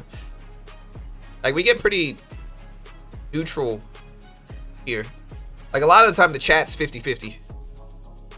It'll be silver, secure, silver, obviously. Oil is shaky. Gold up 50%. Crash is 54% in September of next year. Dude, we got some time, is what you're saying. Yeah, so Apex just came out with a lot of good stuff here. So Apex did just come out with a lot of good stuff. Again, if we look at the new Apex dashboard, again, Apex is now offering end-of-day drawdown options. So you can now choose either a trailing drawdown or an end-of-day drawdown with slightly more expensive. It's still pretty cheap. Like, it's $17 if you want to do the intraday trailing drawdown. I think it's like $27 if you use my promo code BG. If you want to use the end-of-day drawdown, they are no longer going to be denying payouts at all because everything's now built into the system. No MAE risk, no 5-to-1 risk to reward rule. No they have built-in scaling now and 50% consistency rules. So they simplified it, did a lot of great updates.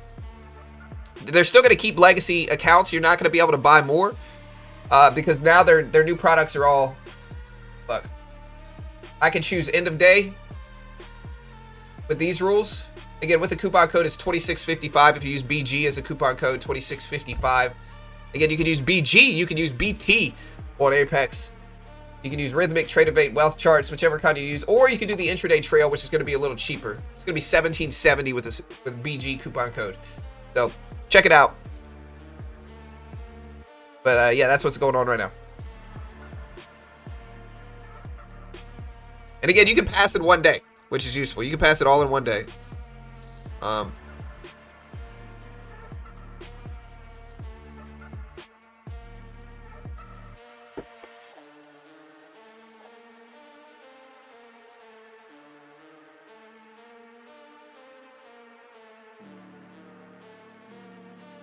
Yeah, check it out. They get BG. Use BG coupon code. Helps support the channel. All right, guys. NASDAQ consolidating. One of my favorite indicators is the 200 exponential 24,650s. Also, remember, guys, listen. I'm not an investment professional. I might be wildly wrong about anything and everything I say. Do not copy me.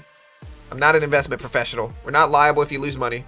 Always make your own assessment. Trade smart. I can't guarantee anything, guys. Do not copy me. Not an investment professional. NASDAQ is going sideways right around the 200 EMA, though. Here's the 200 exponential. NASDAQ is basically turning sideways for the last 7 minutes. Silver has broken down and is now technically red on the day. Here's the previous closing price in silver. It is now technically red on the day. Again, gold, pretty sideways as well, but getting close to the highs of the day here. And then oil kind of moving back down some under 72.20s.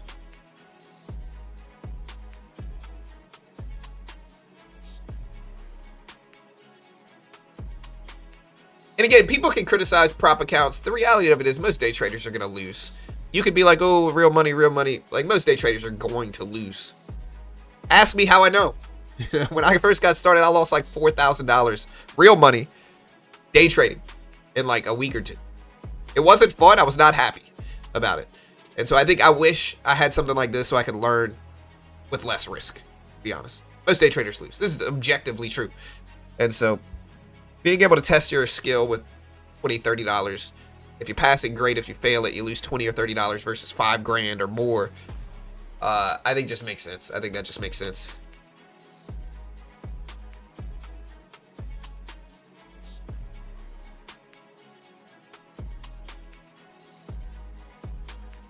Only 4,000, that's chump change. Versus a lot of other traders, that might be true. But at the time, and this was years and years and years ago, $4,000 was a lot of money. I was not happy, I promise, about losing my $4,000. That was a lot of money. Kira was like, John, don't do it. I did it. Didn't listen. You know. Again, if you want to check out Apex, here's the link. I'll put the link up. Great way to help support the channel. Again, coupon code BG. I'll support your friend here.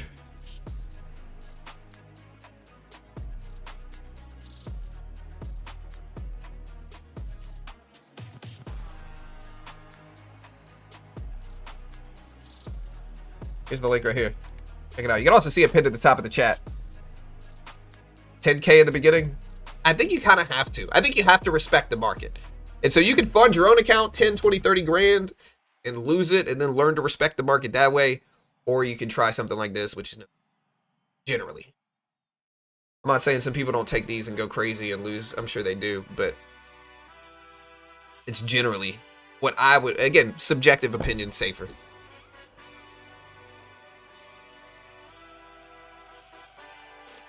I was on yesterday at 6 On futures open at 6, just a few trades. Market really did not sink more. Open will be very interesting. Yeah, I mean, it gapped down though. So again, futures on Sunday's open, which is Monday's open technically, they did gap down. You can see this gap down right here. And so they ended up filling some of the gap, but you can see the gap down from Sunday from the stuff going on overseas over the weekend. And we filled the gap back up a little bit and then sharply opened lower leading into today. So we did gap down and then continue down. Most of the downward pressure happened late last night though. Like look at these retracements overnight in the NASDAQ. So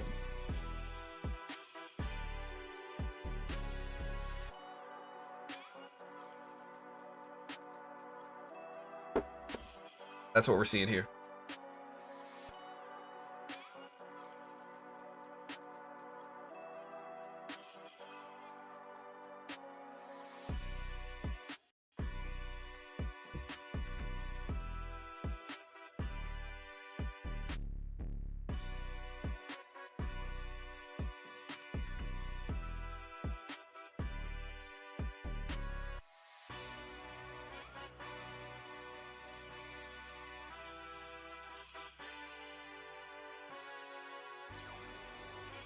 The amount of loss is subjective to the person. I mean, I agree with that. I think it just depends on how much somebody has willing to risk. But again, don't get it twisted, guys. Listen, if you fund your own account 5, 10, 20, 30 grand in the beginning, you're still probably going to lose it. It's one of the reasons the PDT rule doesn't make sense. Like, oh, hey, let's force a new trader to trade 25 grand if they want to day trade freely without being severely restricted.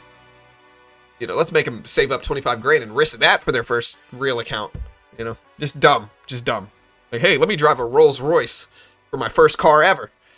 That sounds like a great idea. You know, just dumb. Just doesn't make sense. Doesn't make any sense. All right, guys. So it's about to be the top of the hour at 9 a.m.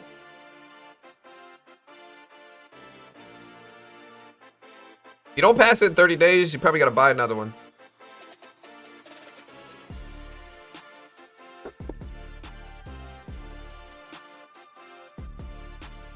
Yeah, 25 is the minimum if you want to do so freely.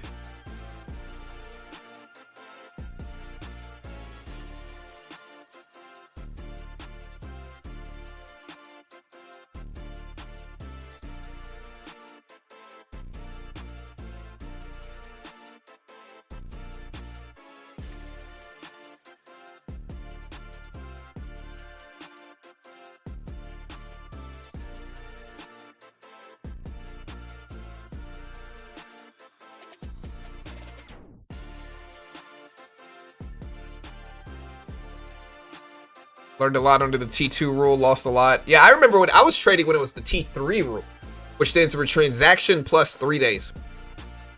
Transaction plus 3 days was the original rule. You know, I remember when it was the T3 rule.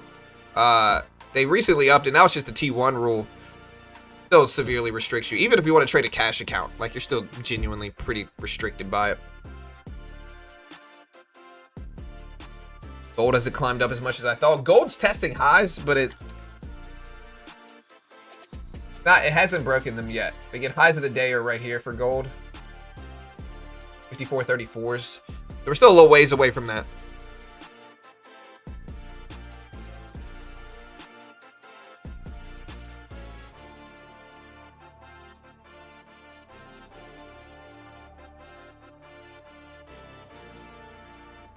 Yeah, so we're still a little ways.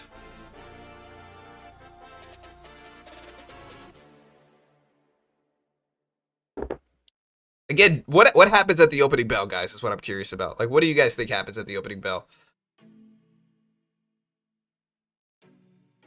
I think we could get a couple different ways. I think we could go up big or we could go down big. I think it really just depends.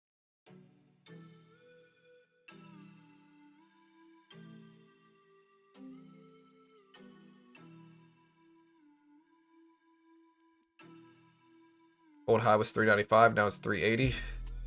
Nvidia dragging down stuff. Take a look at Nvidia. Nvidia dipping down now as well. I don't see any news here. Let me make sure.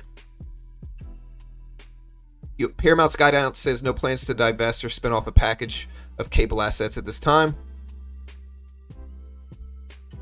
All right, so the U.S. Embassy in Beirut, Lebanon, are urging citizens to leave Lebanon now while flights are available.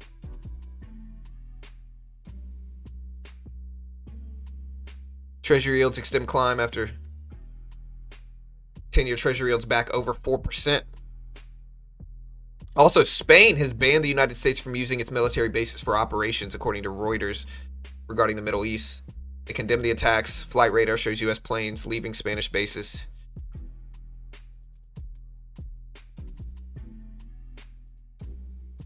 And again, we do have the labor report this week, which if we get bad job numbers, it could get even worse.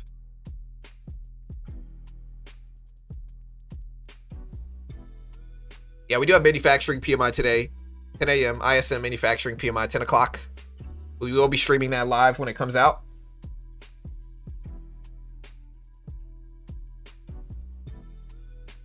No, the new rules are just for new accounts, Nat.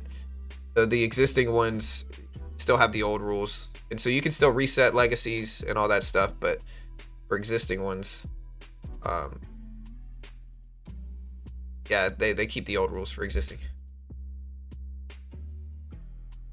Flat from where we are, I don't know what to do. Yeah, honestly, everything's moving in a tight range, and I'm worried that at the opening bell, this stuff might kind of wake up a little bit. So I'm worried at the open we might get like a wake up from all this stuff. It's hard to tell. It's hard to tell.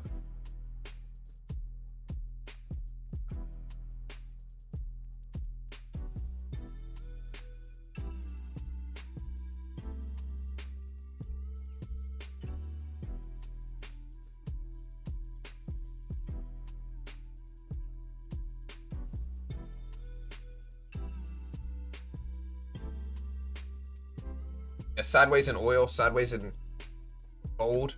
NASDAQ has a larger range, but it's sideways as well.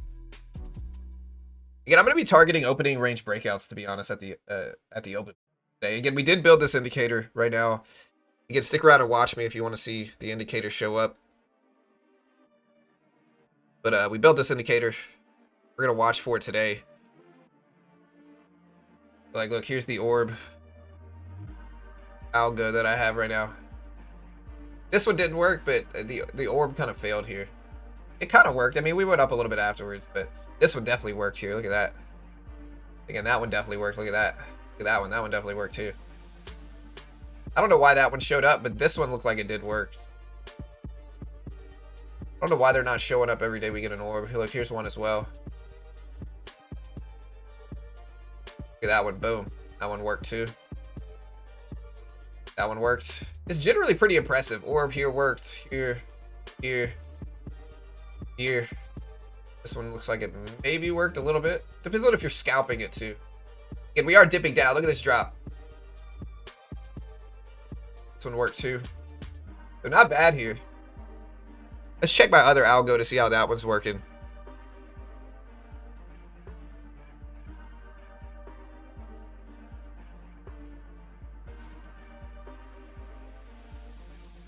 Honestly, I really like this indicator too. I can't really go into specifics here, but like, look, boom, called the bottom. That one maybe worked. I'd call it didn't work. This one worked. Look at that one. That one worked. That one worked. That one called the bottom. Top. That one probably didn't work. That one worked. That one worked. It looked like. That one worked. That one worked. That one worked. That one worked. This one, This one, That one worked. That one did. This is a 10-minute chart. Let me try a 5-minute chart. I think this one works better on a 5-minute.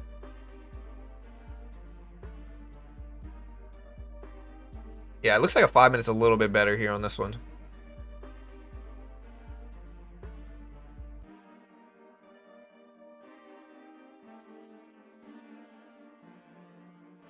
John's the type of guy who buys water at the store and sets it free on the ocean. John the Kind. Free water, I guess. Apple is unveiling the iPhone 17e here. So we did have some Apple news earlier that they're unveiling the iPhone 17e. We haven't really seen much of a market reaction from this. At 261.50s right now.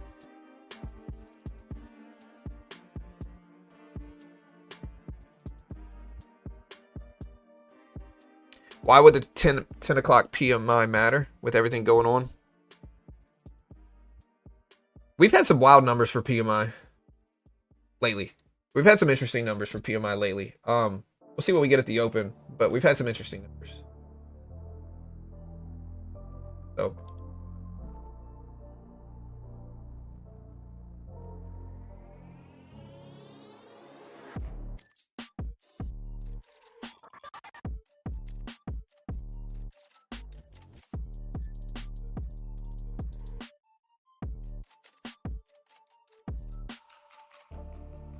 you get Bitcoin still falling here. Get Bitcoin right now. Bitcoin down to 65,320s here. 65,320s.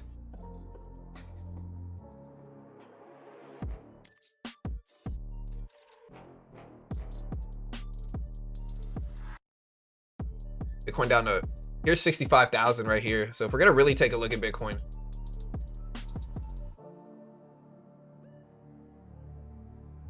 65,000 is right here. Big psychological level. Obviously, short term, people might be paying attention to 65,000.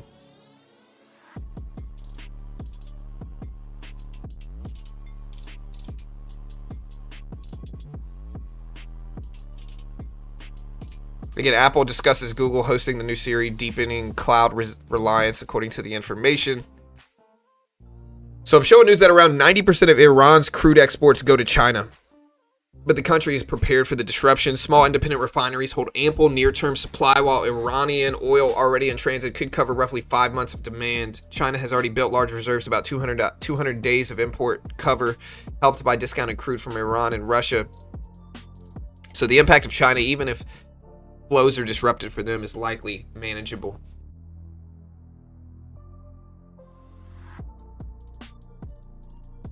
All right, gold dipping down a little bit now. I mean, to be honest, the NASDAQ looks bearish here to me. NASDAQ looks bearish. In terms of like market structure, we've broken under a major low here. This 24,600 level. We kind of bounced immediately right back up, but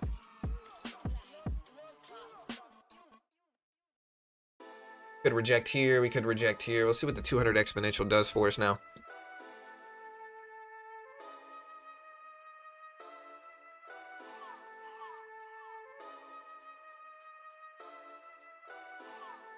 We have 25 minutes until the opening bell. China won't feel this. Russia can send them as much oil as they need.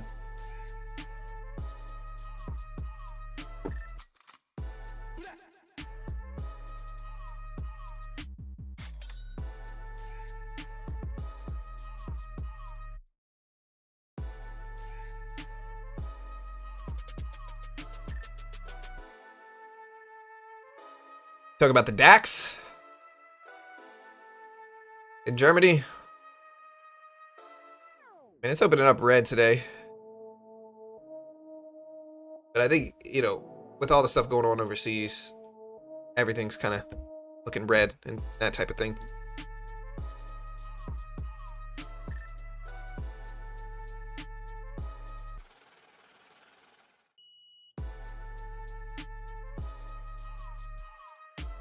You get Apple introducing iPhone 17e starting at $599. New iPad Air powered by M4. Eurozone traders now see an 8% chance of a rate cut by December from 40% chance on Friday.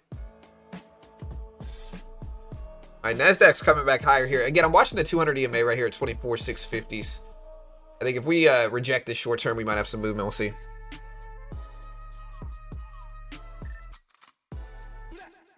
Yeah, I mean, I don't mind the song if he didn't go blah or whatever he's saying. I don't, you know, I don't think it's necessary for the song.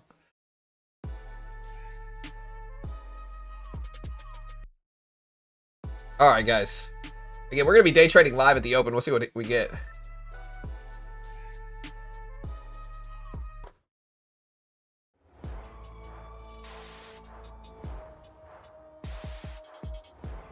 Gold bouncing right at the volume weighted average price. NASDAQ right at the 200 EMA here.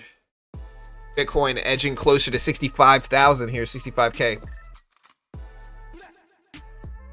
Again, Dubai Airport says limited operations are going to start tonight, Monday night.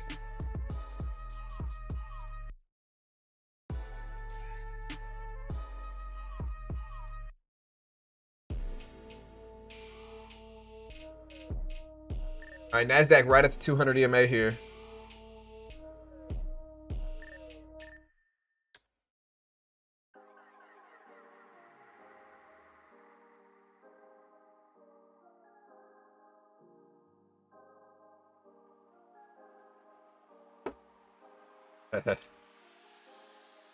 Yeah, guys, again, we're waiting for the opening bell. We got 20 minutes left. We'll see what we get. We're going to be day trading at the opening bell today. Again, we do have ISM manufacturing PMI today at 10 a.m. That actually might move something. We'll see. Again, that might move things. We'll see.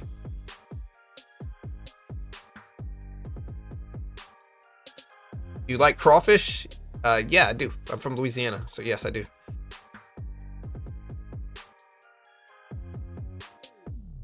Got Apple myself, but I typically get a few gens back. Yeah, I'm looking at more news, but news is kind of slowed this morning. Again, United Arab Emirates is going to be getting exceptional flights for people stranded starting tonight, I believe. I'll probably wait for the opening bell, and what I'll wait for here, guys, is again, I do have this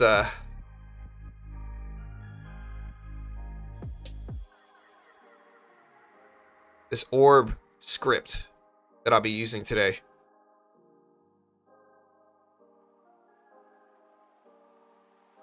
Again, here's a 5-minute one. The 5-minute one looks less effective.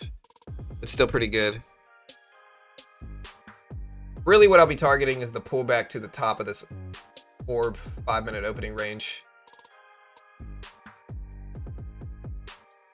We'll see. But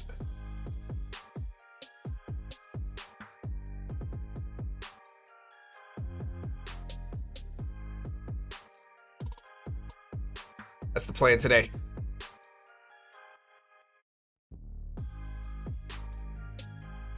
Again, we do have manufacturing PMI.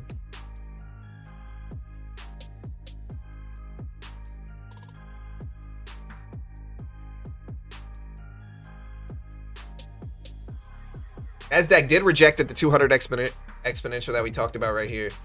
We did reject slightly. Look at gold, though. Gold back down to 53.80s. Watch the VIX today as well. The VIX elevated at 23s today, so the VIX is high. Again, so the ISM print is going to be a test on whether manufacturing and factories are still expanding. We've seen some high numbers from them recently. So it looks like it's going to slip down to 51.5 to 51.7 from 52.6 last time. Still above 50, though, which signals expansion. You know, with PMI data, over 50 is expansion in that sector. If it's services, it's services. If it's manufacturing, below 50 means a contraction in those sectors. So even if it's lower than last time, 50-something is still expansion in manufacturing.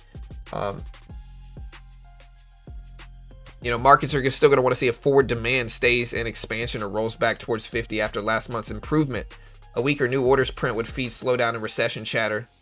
Employment's been soft in the mid-40s, and traders are watching whether factory hiring is still contracting.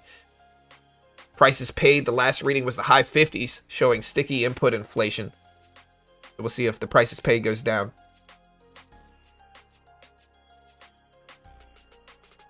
So stronger than expected PMI might mean more growth, but potential stickier inflation. Lower than expected could be vice versa. Again, 10 a.m. today is the interesting number here.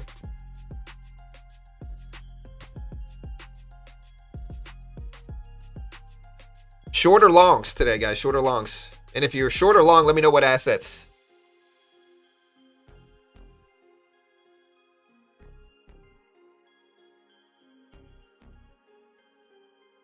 Hey, John, any polls done on the market today yet? I mean, we have our main one, over 1,000 votes. 65% say the flush continues. 35% say the rebound today. So, long oil, short NASDAQ. No trade day. Bitcoin long.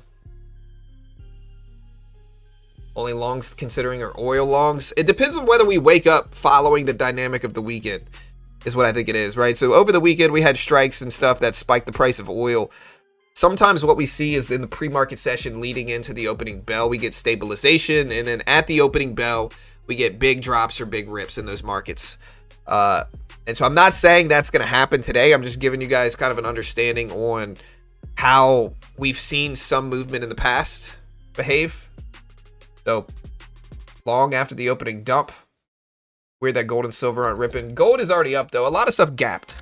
So again, gold already up on the day. It closed at 5,300 basically for gold. So gold gapped up already. Like here's the gap in gold. So we gapped up here, pulled back, still holding pretty high. Again, we closed Friday right here at 5,300s. Gold's now almost to 5,400. So gold is up on the day. It's not crazy up, but it is up. Oil, same thing. Oil closed Friday at 67s. Today, yesterday evening on the Monday open, it opened up at 75, 73s. And it's kind of stabilizing at 72s now. So they're all up, gapping up. Oil, any risk-off asset, as well as defense, are gapping up today. So defense names, Palantir, Lockheed Martin, RTX, they're gapping up today because military action. And risk-off assets are also gapping up, like gold, oil, silver. Why? Because people distrust equities a little bit more now because of the stuff going on. Not just last week, but the stuff going on over the weekend is driving worries and risk on assets, AI, tech, stuff like that. So because of that, NASDAQ's red, risk-off assets like gold, silver, and more are up. And that's kind of the dynamic heading into the opening bell today. We'll see if we get some momentum unlocked at the open on either side, though. Again, Bitcoin's down.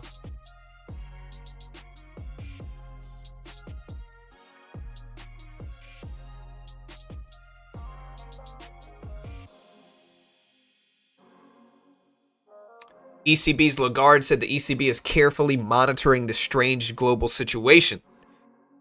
Again, United Arab Emirates is going to begin exceptional flights for people stranded tonight, I believe. Again, limited operations to start Monday night in Dubai Airport.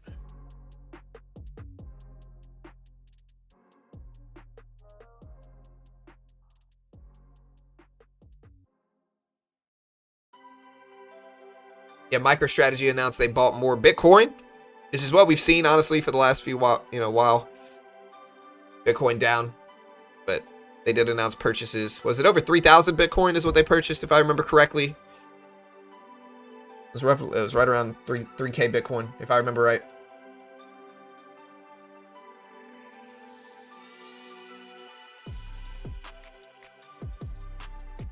Yeah, the opening bell's here in 14 minutes. 14 minutes.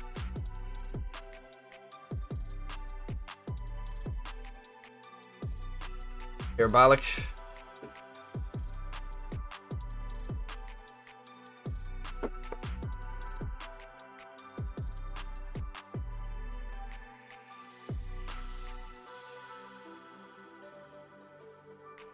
We'll try to trade some oil today at the opening bell as well, but really what I'm going to be looking at orb strategies.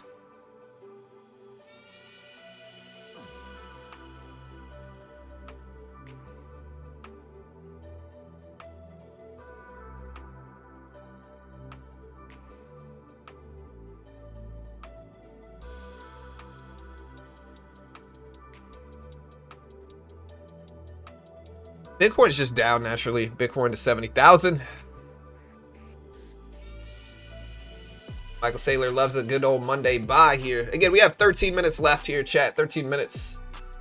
We're definitely going to be trading oil today, at least a little bit.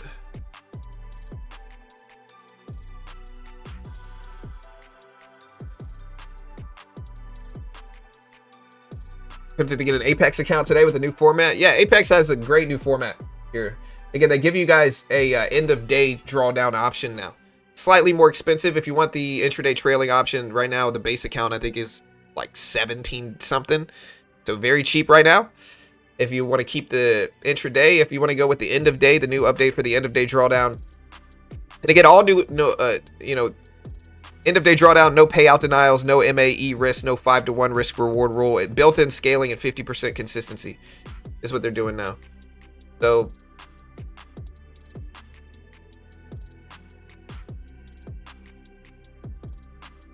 again, very cheap accounts. You can use my promo code BG if you want to help support the channel. BG or BT or whatever, great way to help support the channel.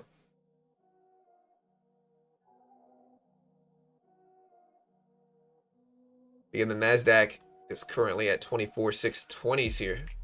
Did reject right there at the 200 exponential. And again, the 200 EMA is still acting as a very good signal here. The volume weighted average price on oil seems to be holding here. Look at the VWAP on oil. So volume weighted average price on oil getting some confirmation. Again, it looks bearish in the NASDAQ though, and the 200 exponential just dumped it down.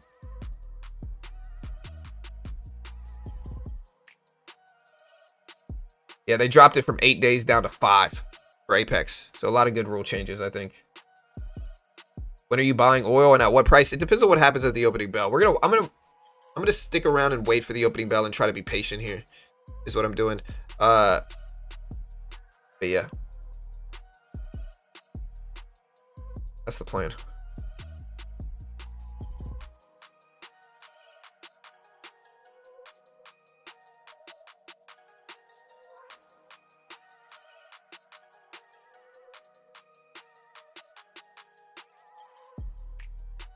I think that's right, Taker. I'll have to go back and check, but I think that's about right.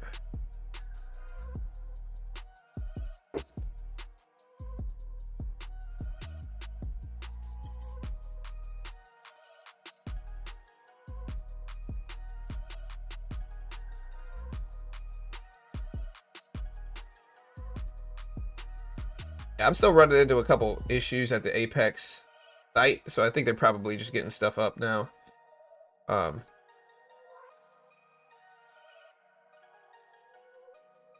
Probably just getting everything set up. They did a bunch of big changes.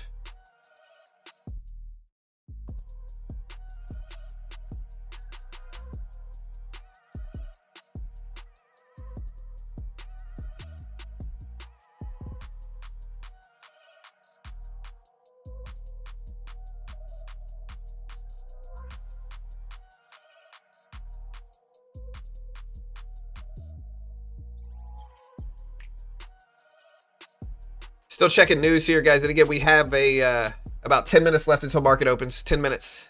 I'm here for the crash. Maybe we get one today. Maybe we don't. Again, we'll see. We'll see.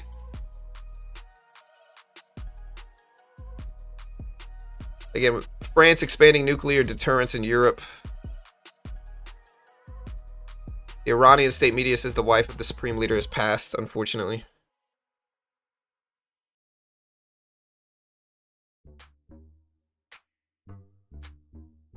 Again, China urging Iran to ease regional tensions. Wang Yi called on Iran to address the reasonable concerns of neighboring countries after its retaliatory strikes across the Gulf, while reaffirming their support for Iran's sovereignty. Yeah, use promo code BG if you want to help support the channel.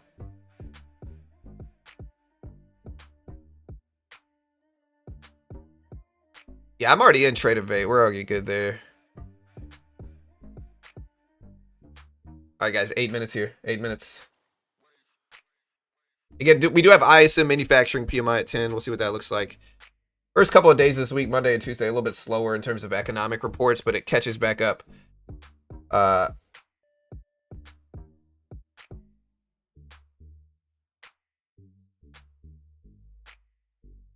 have a question regarding Take Profit Trader. Once you open an account, where do you trade? On their website, or is it possible to do it on TradingView?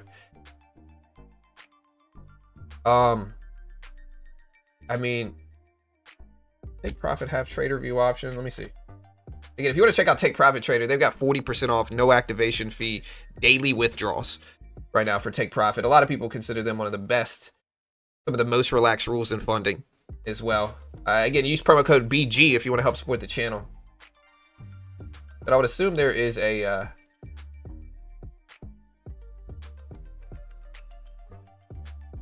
there's an option for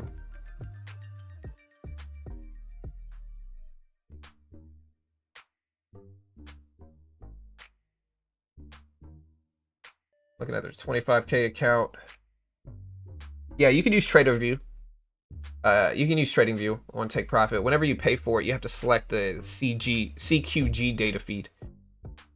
If you want to use Quant Tower or Rhythmic, you can use the Rhythmic data feed. But yeah, it just depends on which one you choose. You just have to select the CQG at checkout to get the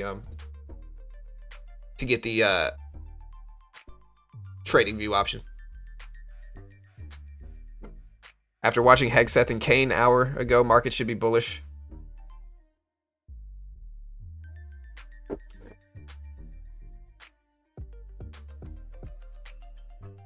All right, guys. See what we get.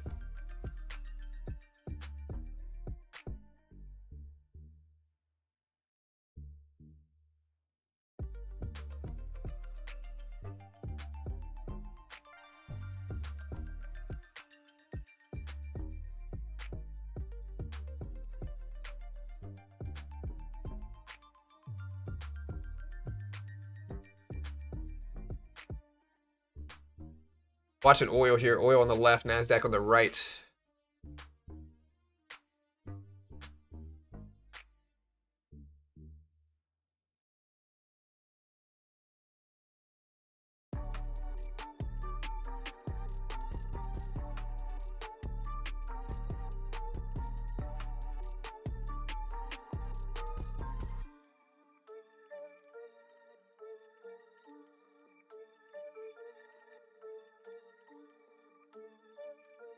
Still looking at the NASDAQ, see if maybe we reject. Silver dumpy.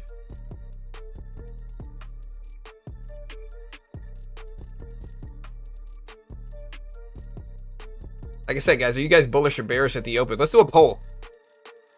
This poll basically 65-25 or 65-35. Out of 1,000 votes, are you bullish or bearish for today's opening bell?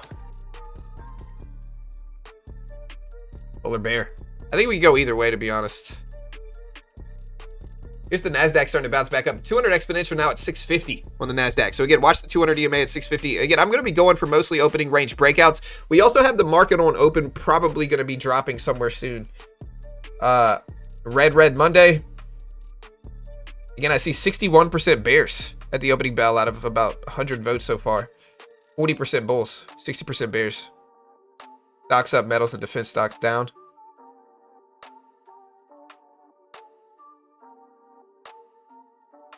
Bearish. Let's see. Let's see, guys. You get ISM manufacturing PMI.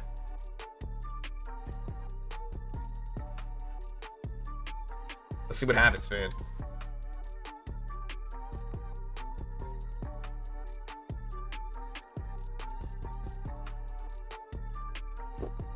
March 2nd. Craziness has happened over the weekend. I do see Alphabet dipping down here. Nvidia's been interesting as well today, but it's starting to move up a little bit over the last few minutes here. Here's Nvidia.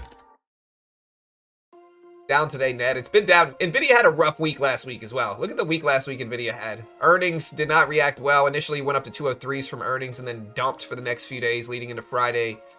It's now currently gapping down again with everything else this morning, but Nvidia's had a tough time.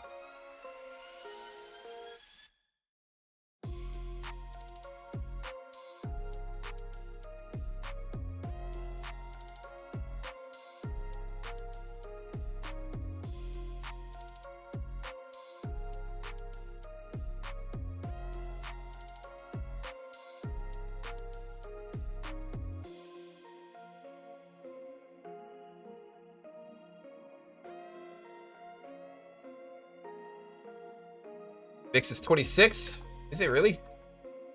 Oh, you mean the loading 26? Yeah, I mean, that's assuming we dip at the opening bell. Again, 3 minutes left until the open. We'll see. And here's the NASDAQ.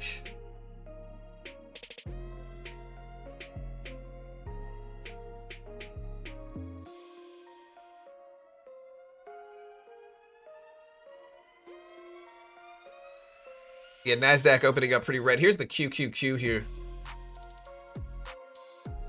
And here's the NASDAQ Q. See the gap down in it. We're going to be looking for orbs today. 2.5 minutes. Again, we'll see if the opening bell causes chaos today is really what it is. See if the opening bell causes chaos.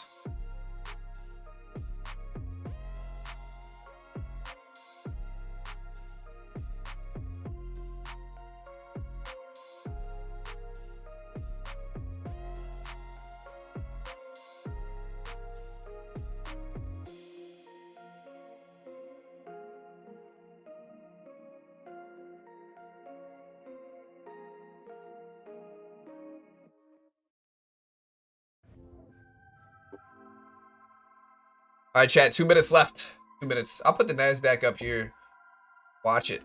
But the opening bell brings. Again, we'll be day trading futures, stocks today.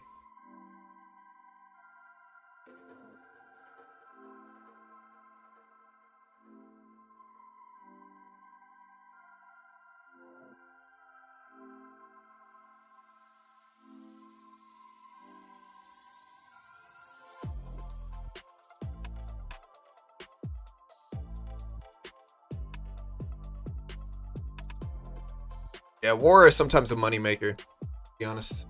So, again, NVIDIA's starting to head up. It's at 175, and that's driving the NASDAQ higher here as well. So, again, we're going to be watching for orbs.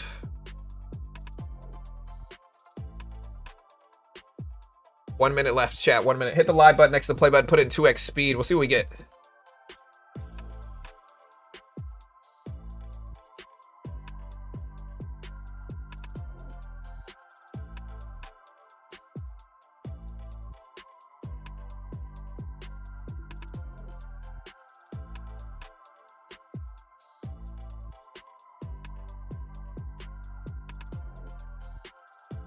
Opening range breakouts. Why is silver down? Silver is dumping here. Wow. Maybe on Hegseth and Kane's comments. Let me look. All right, guys, we got 10 seconds left. Let's see what the opening bell brings. Here we go. Here's the opening bell. Again, yields back over 4%. All right, here we go. Here's the opening bell. NASDAQ up initially. And here's silver on the left. I want to watch oil right now. And I want to watch NVIDIA maybe as well here. I see Alphabet dipping down. NVIDIA is actually filling some of the gap. It's at 176. 176 for NVIDIA.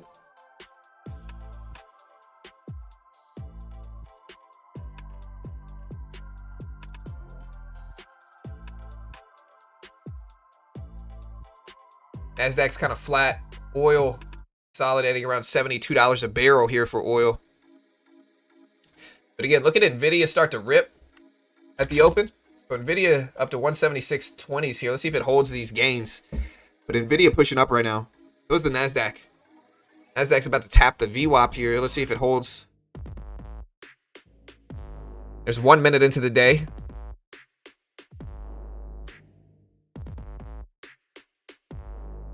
All right, so again, NASDAQ just tapped the VWAP.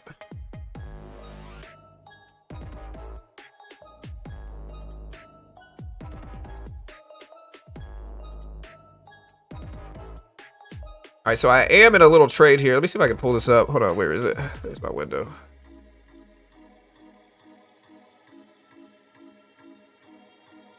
Why is this all glitchy? I'm gonna have to open up another one here and remove this one. I'm actually pretty green. I'm trying to show you guys the trade. Hold on. I mean, I can show you guys the trade here.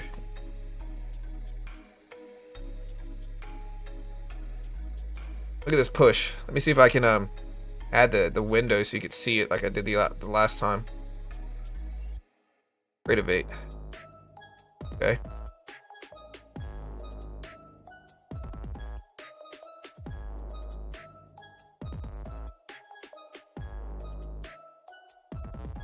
Alright, so you can see the trade right here. We've already made about 6 here.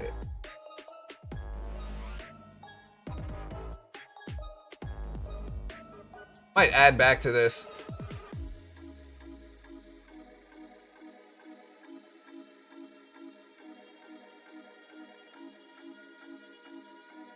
If you pop higher.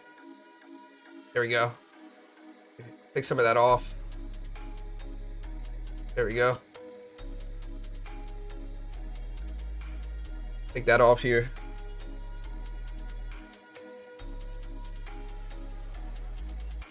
I have 2 left here. Again, NASDAQ's ripping at the opening bell so far here, though, guys.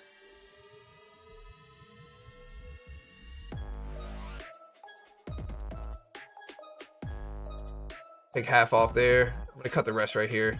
Or we might pull back some.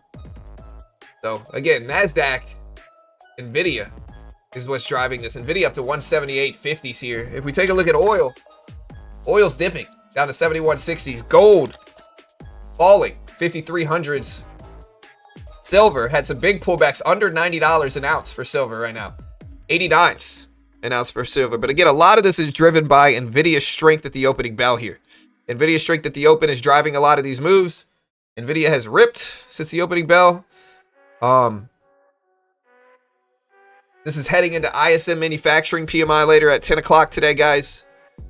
We have regular. Oh.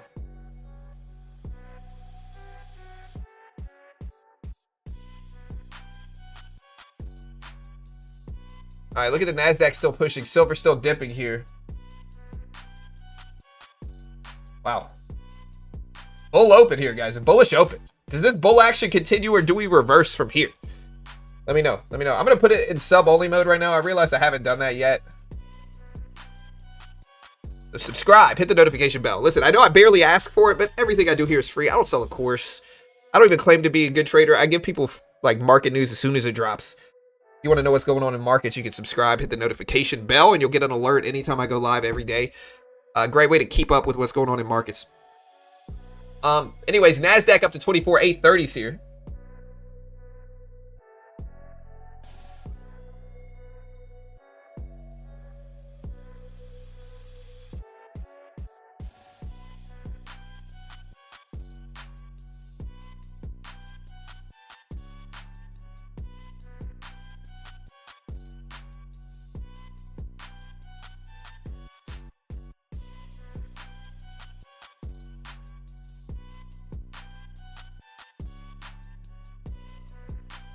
Big rips at the opening bell. Silver correcting a little bit. Oil correcting a little bit.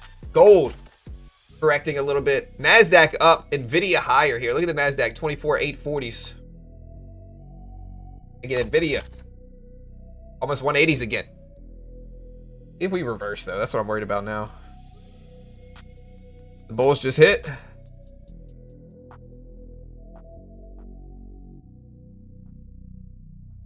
Hey, thank you, Tiny.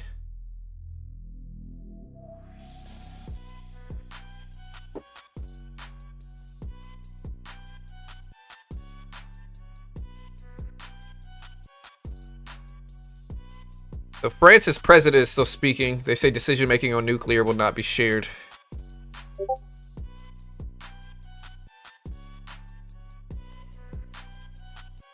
Oh, I gotta get rid of this window. My bad, guys, here. We'll put it smaller. I don't want to short, but I kind of do here. Hold on. Hold on. Let me check. My profit taking. This is an old Apex account. So I have to make what on this?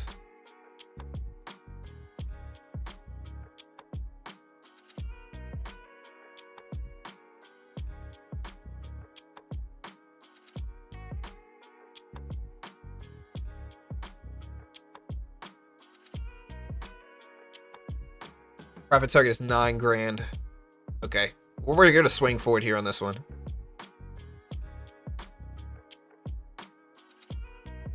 Might be risky here, but hey. We're going to short some strength.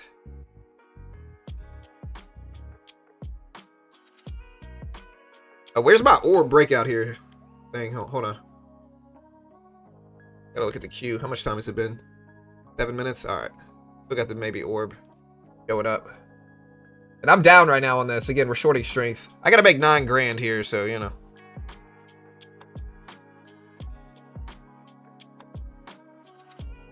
Filling the entire gap here, but we're gonna take some size into this. Again, this is a challenge account, so don't worry too much about me here.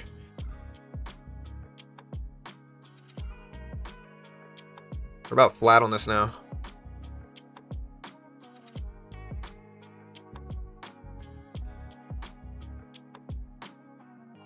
Look at Nvidia. Nvidia's driving this move though. Look at Nvidia up here, 180s right now, 180s. All right, now we're flat on this position. Let's go green. There we go. Take some off here. Love to see it. Take a little bit more off. We'll hold 10 of these left. We add some more to this. There we go. We have 20 now.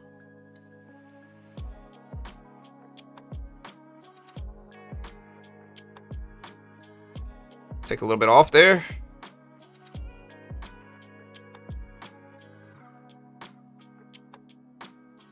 I have to look at my orb indicator go because the orb might be about to show up.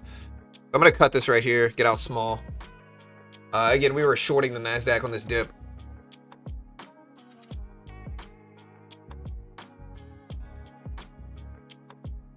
All right, so we have the opening range right here. Developing. Let me get this out the way. We have the opening range developing right here. It is a 10-minute orb is what I actually like the most. A 10-minute orb.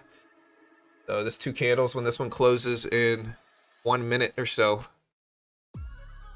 we will be ready.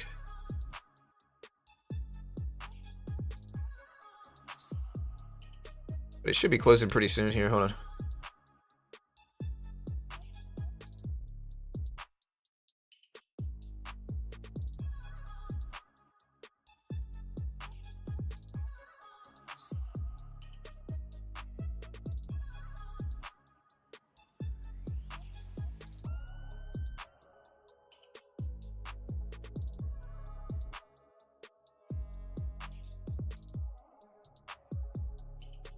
Alright, so the NASDAQ is pulling back. I should have maybe held this. But here's the orb. Closes in about 10 seconds.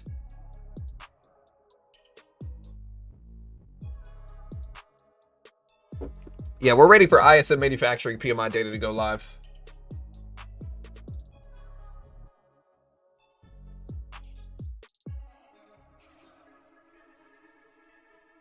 Alright, so here's a new candle. We'll look for the top and the bottom of this range to break, and then we'll take some positions here.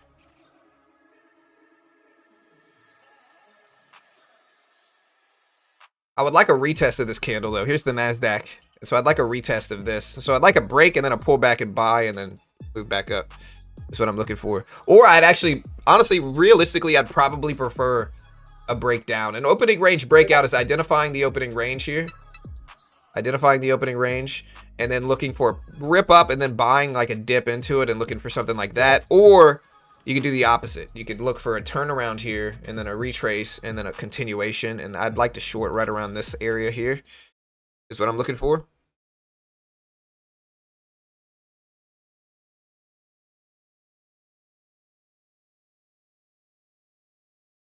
That's kind of what we're looking for. We'll see if we hold generational buy on Bitcoin. Stop.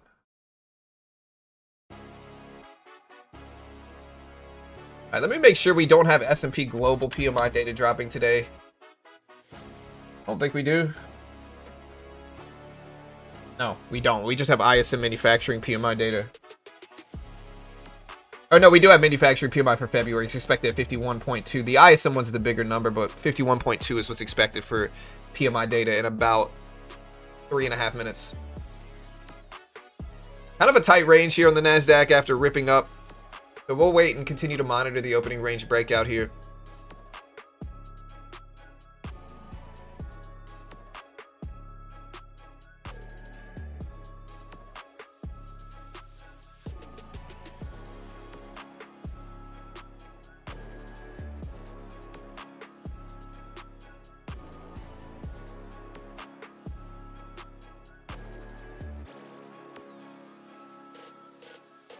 Nvidia is pushing up. Here's the NASDAQ start to move a little bit higher here.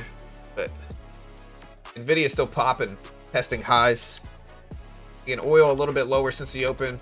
Gold is starting to rebound back up though, so is silver. But gold's rebounding more than silver is. Silver down in about $90 an ounce.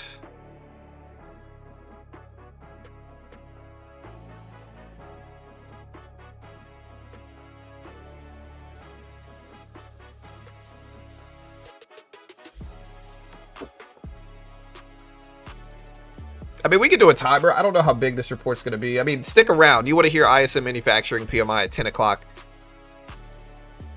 But again, we'll see.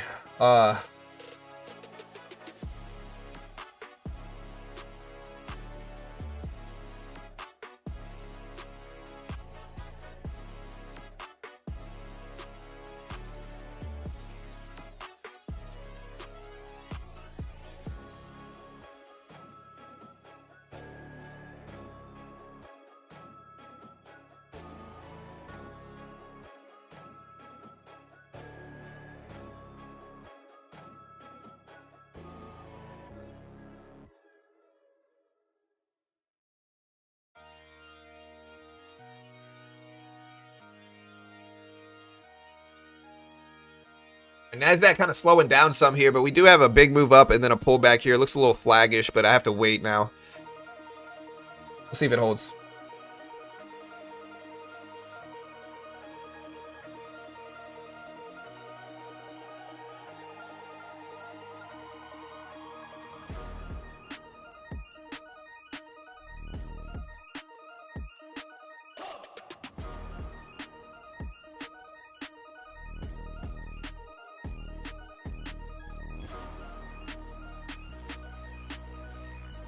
Yeah, I still kind of, again, we have the opening range. I need to look for it to break and then look for a retest here. ABC says the president is going to mention Iran at the event at the White House at 11 o'clock Eastern time today. 11 o'clock Eastern time, the president is supposed to speak about Iran at the White House. At least some. So.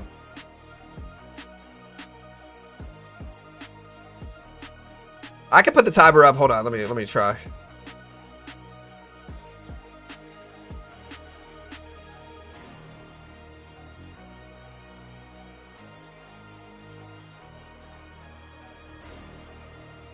I don't think my timer's been working lately. I'll put the old school timer up. All right, guys, so there goes the regular PMI data. It showed up at 51.6 versus 51.2 expected. So regular manufacturing PMI, again, showed up slightly stronger than expected at 51.6 versus 51.2 expected here. I'll put this up on the screen. Previous was revised as well, but there's the data on the screen. Again, previous one was revised.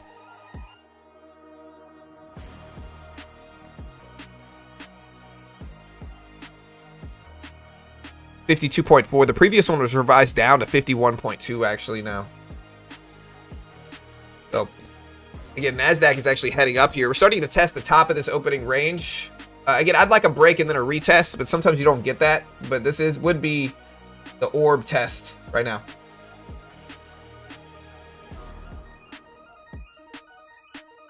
The ISM one might move things, but we'll see.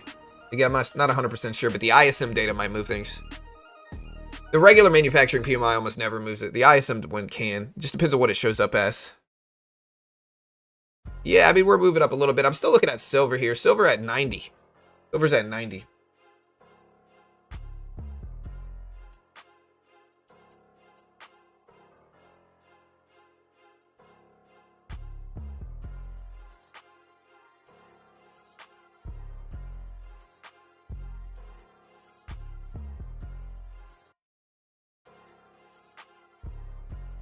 NASDAQ at 24,870s.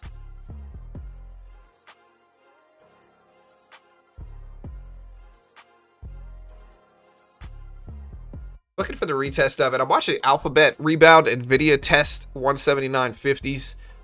The NASDAQ is getting close here, and the previous closing price on the NASDAQ is at 24,950 basically. Silver's heading down. Oil's heading down to $71 a barrel.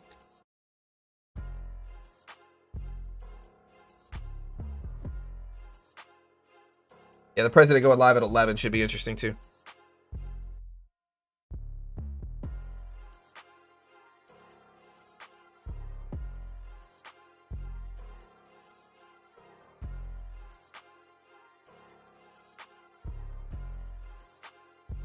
Good oil. Yep, oil dipping down to $71. NASDAQ still at the top of the range though.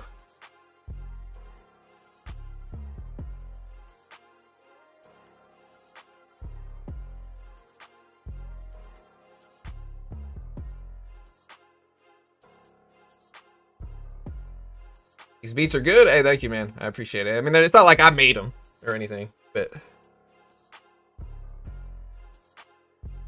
see what ISM data does to the market today.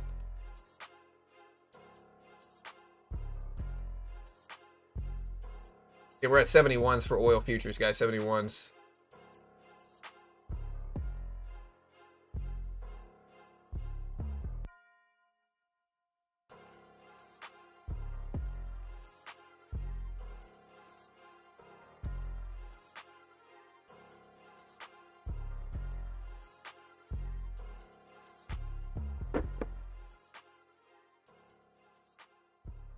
Also, guys, there's the NASDAQ just breaking highs of the day here.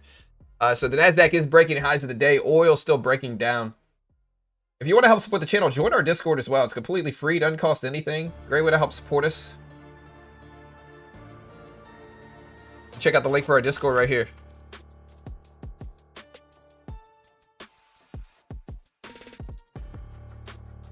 NASDAQ testing the top of the range. So we need a clean break here and then a retest before I jump in, though. Where's NVIDIA at here?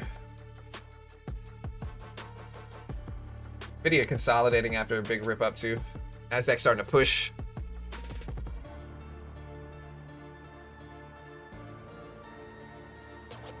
Yeah, the bears are the ones that voted 55% versus 45% this morning. So far, all we've done is push up in the NASDAQ and equities. Again, even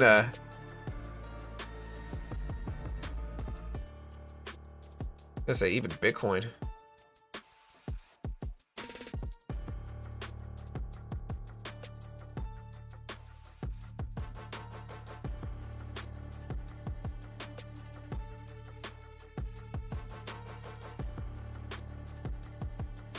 Bitcoin's even ripped up since the open as well.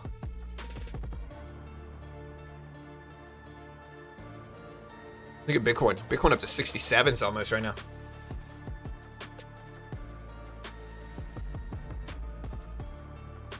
I'm green. Yeah, Bitcoin will definitely begin to sell off. We might have found the bottom. All right, here we go, guys. We got 9 minutes until ISM manufacturing PMI data. 9 minutes.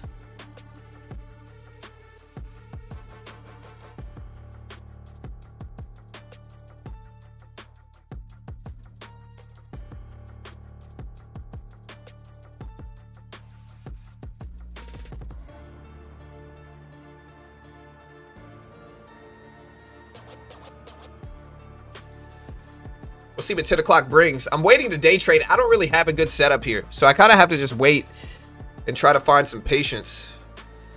I could buy a dip at 900s here on the NASDAQ. I'm still kind of waiting for the opening range breakout play here, but we're not quite getting one yet. We have the signal up here, but you guys get the Discord link? Where's it at? I post it? Yeah, I did.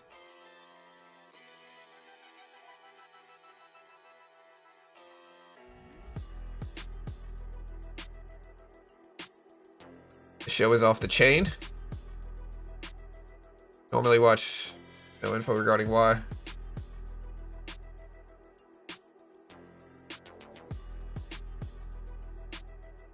Appreciate the support, brother. Appreciate it.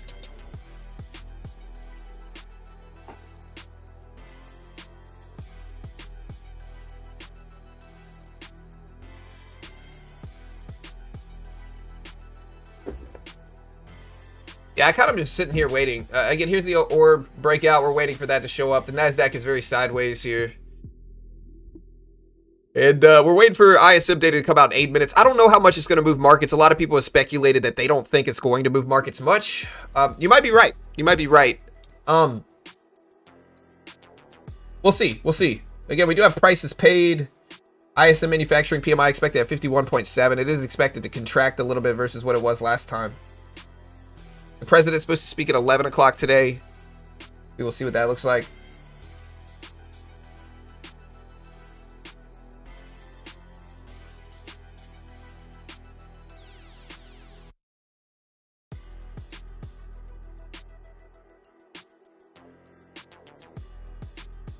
Again, Bitcoin. Look at this. 67,000 right now.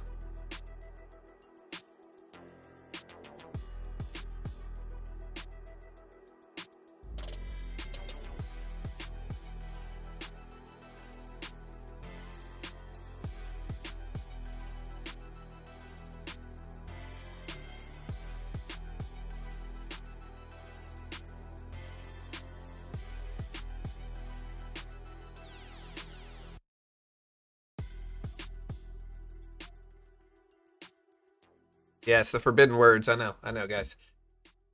I'm waiting for the orb setup here, but we don't really have anything yet. What we do have is a big push up. We have the opening range. Again, you can kind of see it. I have this algo that automatically documents the opening range here. And what we really kind of need is a break over under this clean with a retest is what I'm looking for here. NASDAQ pulling back now. We have the 200 exponential and the volume weighted average price pretty low below us. 6 minutes until this starts.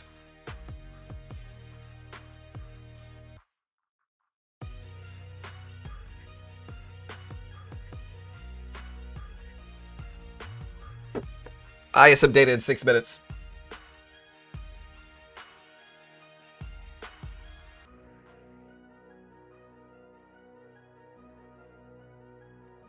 Still dropping on the NASDAQ. But again, we kind of have to wait here and see what happens. Big rip up. Previous closing price of the NQs relevant to watch at 24,950s. NVIDIA is what's driving a lot of this. NVIDIA bounced all the way back up to 180s, was at 175. That 179.30s now close to 180s. Bitcoin back up. No longer in the 66,000 area for Bitcoin.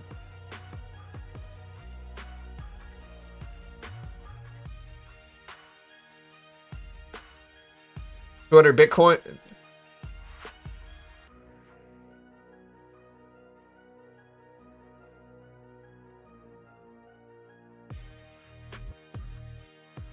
Yes, we want to see you trade. It's all about momentum. I know, but I'm not going to force it just to make you guys happy.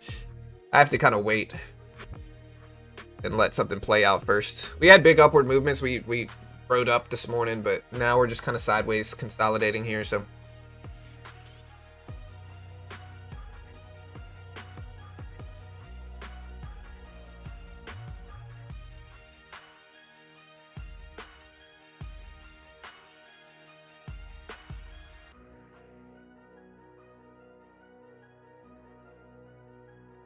here we go. ISM data in 4 minutes, chat. 4 minutes before ISM manufacturing data.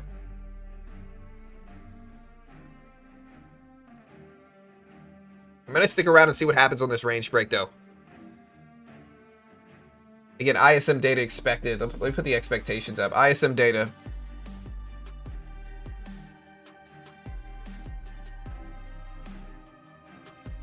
ISM data is expected today at 51.7.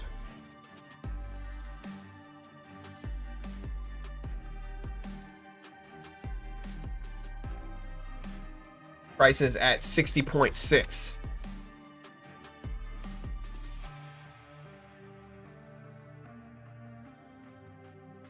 All right, here we go. 3.5 minutes.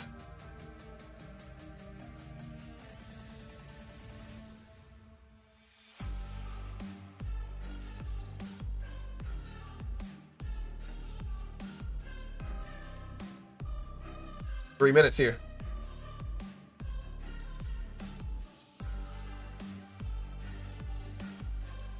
Watching the NASDAQ very closely here, chat. Very closely.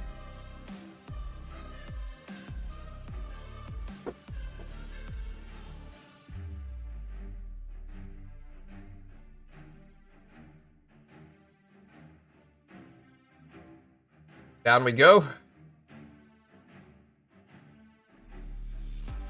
Looking at other market news, I don't see anything here. Markets might be waiting. I don't know how much ISM data is going to influence it. We'll see.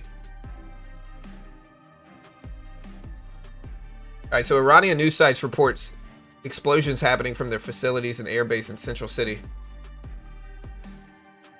That just dropped less than 5 minutes ago.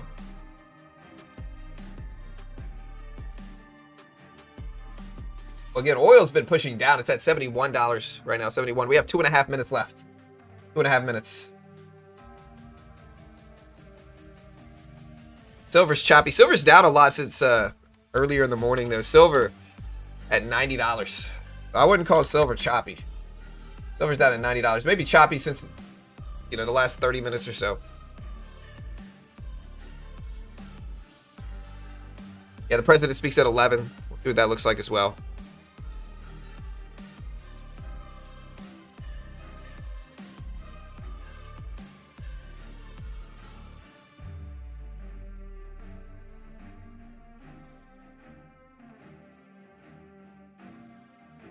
All right, guys, here's ISM data, 2.5 minutes.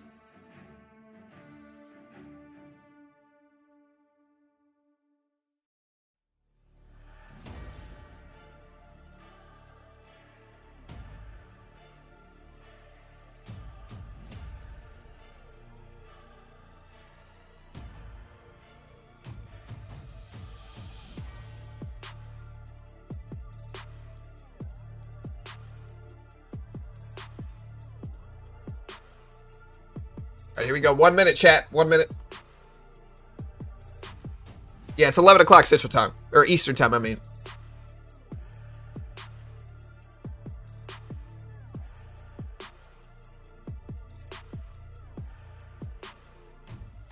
I don't know if ISM manufacturing data is really going to move things, though. We'll see.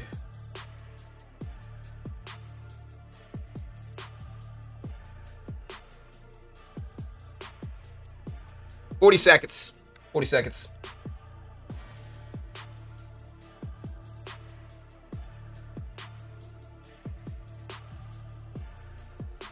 See if the NASDAQ bumps on this news. 20 seconds here.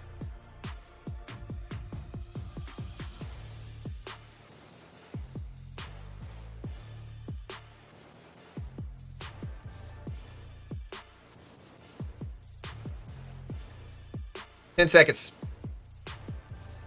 Hit the live button next to the play button. Put it in 2x speed if you have not already. ISM manufacturing PMI expected at 51.7. Releases right now. 52.4 stronger than expected. Prices showed up way higher though. So 52.4 stronger than expected. Prices showed up at 70.5 versus 60.6 expected. ISM manufacturing PMI 52.4 versus 51.8. So stronger than expected, but high prices here. Is what I'm showing up. New order showed up at 55.8 versus 57 or so expected. So kind of in the middle here. We had strong manufacturing but high prices. Again, I don't know if we're going to get big movement from this, but here's what the data showed up as. Here is the manufacturing PMI. Prices showed up at 70.5 versus 59.5 expected. Previous was 58 or 59. So high prices and strong manufacturing is what we see here. So high inflation worries maybe and strong manufacturing. This is probably going to push yields up is what I'm assuming this is going to do to yields right now. And the NASDAQ might not like this because this means, yeah. And again, look at yields right now. Spiking on this. Here's yields. As you can see them, they are spiking on this news. 40.036 right now. 40.036 for yields. Or 4.036 for 10-year treasury yields. The NASDAQ did react negatively to this. Silver dropped a little bit here as well. So, it means strong manufacturing and high prices is what this means. Strong manufacturing and high prices. I'll put the data up on screen, but again, this price print here, it might scare people.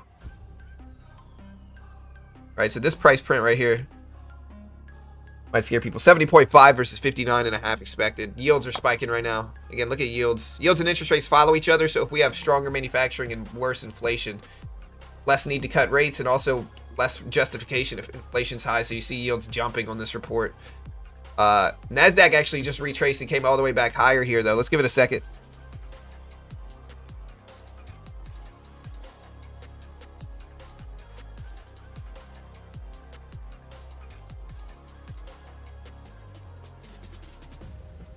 A little bit higher data here.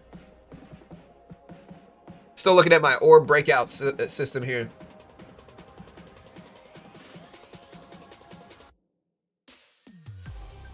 And chat, if you want to check out Apex, they recently updated a lot of stuff here. We're going to probably trade on there if we get a breakout in this. Now you have the option for an end of day drawdown versus a trailing drawdown. It's roughly 90% off, I think, on all packages. Tons of changes for the good. There's now a 50% consistency rule, but you can now do an end of day drawdown versus a trailing drawdown and more. And some of the cheapest packages in the game, I think you have the option between the trailing and the end of day, so they give you the option now. I think the trailing one's a little bit cheaper. The base model, I think, is 17 something per account if you use my promo code BG. Right now, 17 something per account. Again, promo code BG helps support the channel. I'll put the link up again here. Or no, you can see the link pinned at the top of the chat if you want to help support the channel. Check it out.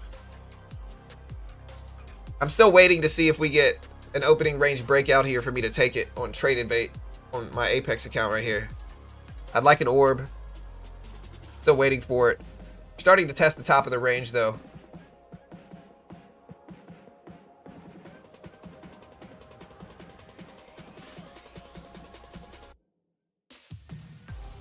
You can also use my promo code on Take Profit BG. Helps support the channel. Silver at 89s now.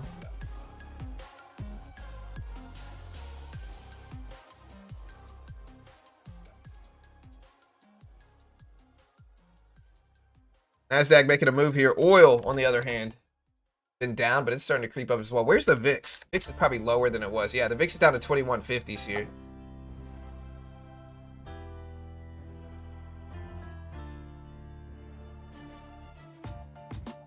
We're still kind of struggling to do anything, though, right now, guys.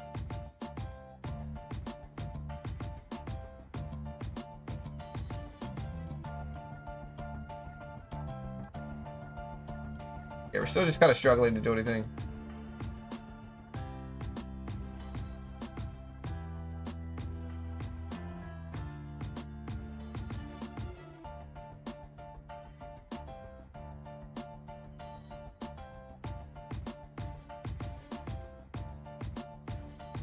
We have a chop in this range, though.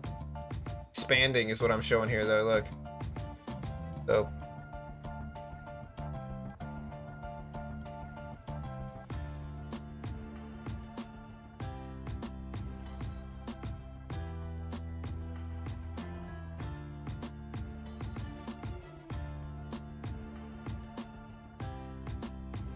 I mean, I am bullish just because we have the previous closing price at 24,950. So that's where we closed the other day. So I am watching for that. Again, I have my orb set up here programmed on TradingView, but I have to wait for a break of this.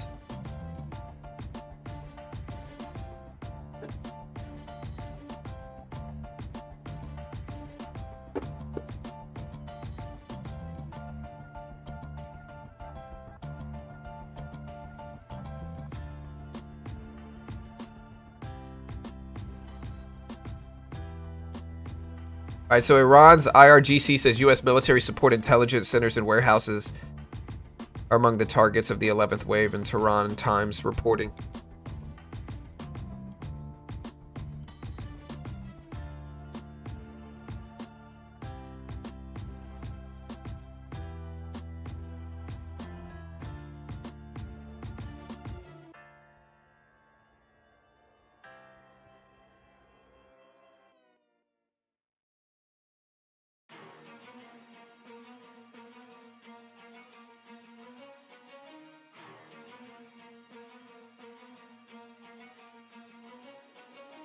Again, so the U.S. February ISM manufacturing prices are up to 70.5. This is the highest level for prices for ISM manufacturing since June of 2022.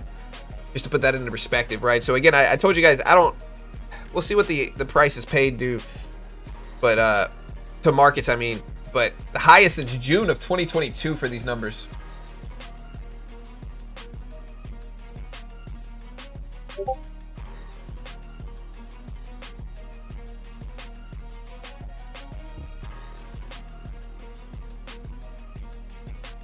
And again, I believe the president is supposed to speak at 11.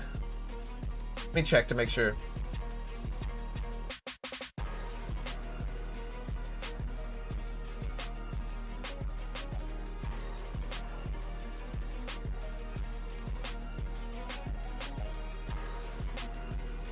Yeah, we're just kind of struggling to get over these levels here. I do like the previous closing price being up here.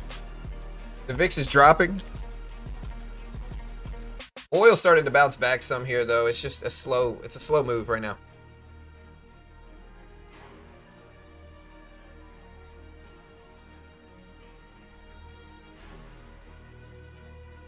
Okay, so yeah,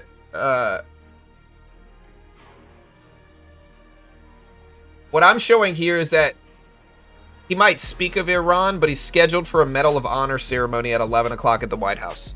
And he might comment on it, is what I'm showing here. So it's not like a set speech regarding Iran, but he might comment on it some during the speech.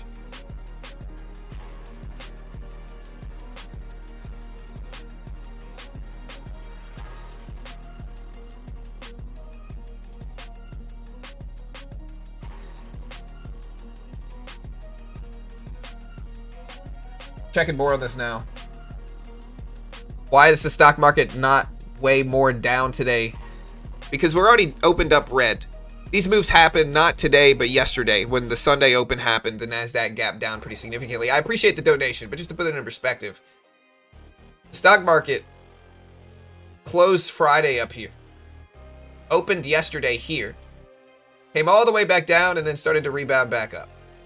And so essentially, there's something called a gap fill, and it's also something called buy the rumor, sell the news. And so markets moved down in anticipation. Oil pushed up in anticipation. And the market's been dropping a lot over the last week or two. So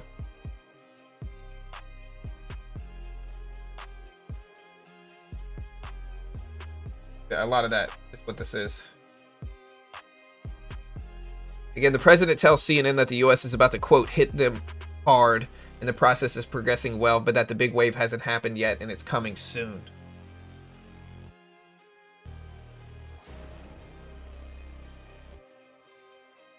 You guys think that'll make oil spike and safe haven spike? If what he's saying is true, this happened. Let me see. Again, president says we are about to hit them hard. The operation is progressing very well. The big wave hasn't happened yet, and it will come soon. End quote.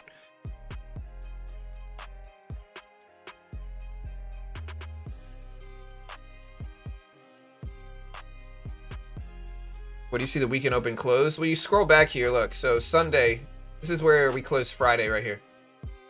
The NASDAQ 24,950. You can see the light blue line is the previous closing price. This is where we gapped down yesterday into Monday's open. Yesterday on Sunday evening is when Monday's open is. We gapped down here. And then most of the day today, we've kind of been filling that gap back to the upside here. So again, here's Sunday's open. We're now right back up there. So we're basically only slightly lower than where we were, than where we opened up on Sunday.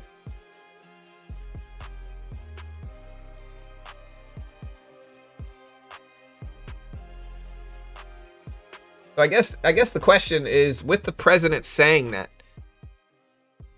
do we get more volatility on the downside if we have a larger one that happens in the future? You know, if the one that we've seen so far over the weekend isn't the big one, can we start to predict a larger one negatively affecting markets or positively affecting oil, gold, and silver? I think that's the big question. And I don't know.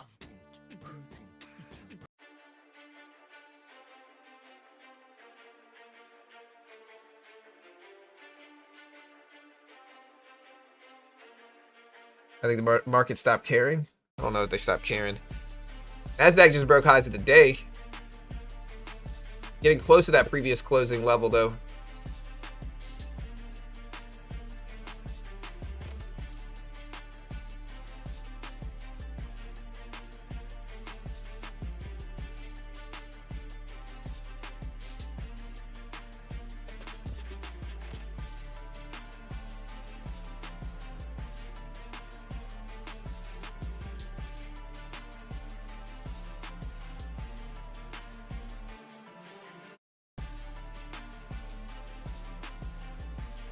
Yeah, so again, White House remarks on Iran war and Operation Epic Fury today, 11 o'clock and 45 minutes.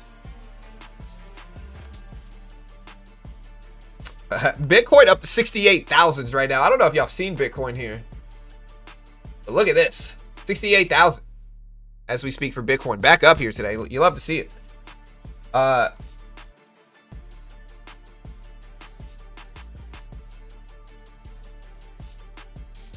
Yeah, so it's not a Medal of Honor ceremony. It's billed as White House remarks in the Iran war, Operation Epic Fury. The Bitcoin guy's still making a move here, 68.2s. NASDAQ is up there as well.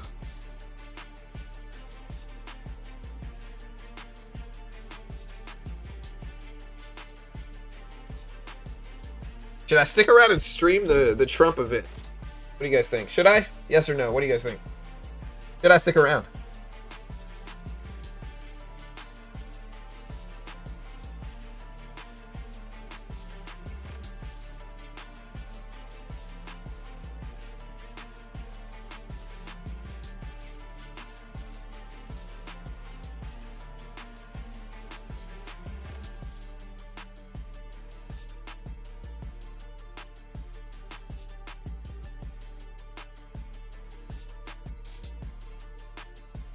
We did take a small trade here. Let me show you guys this if I can.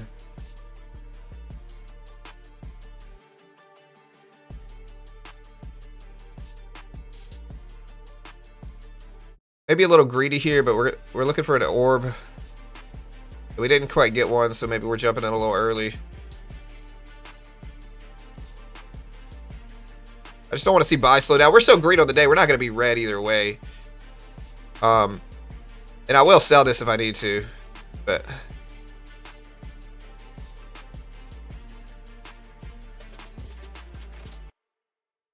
want to give the NASDAQ a little bit of time to bounce. We need you. Stick around. Okay. All right.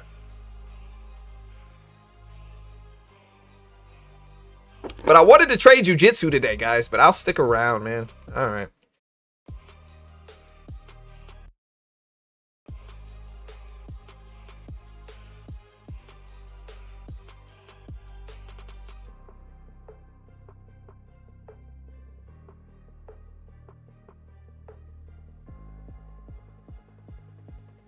Here's the previous close. I just hope this doesn't reject the NASDAQ here and we come back down from this level of 950. So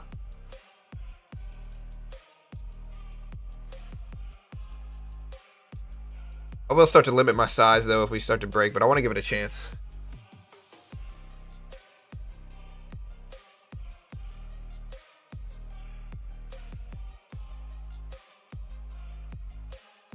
All right, we're gonna take half off here just to protect. It looks like it might start sliding down.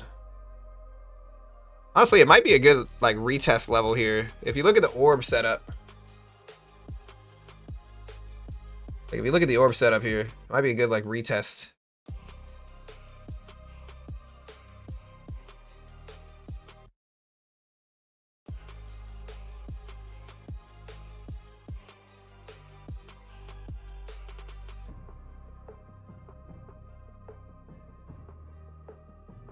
Yellow belt's a kid's belt. That's the blue belt you're talking about, probably.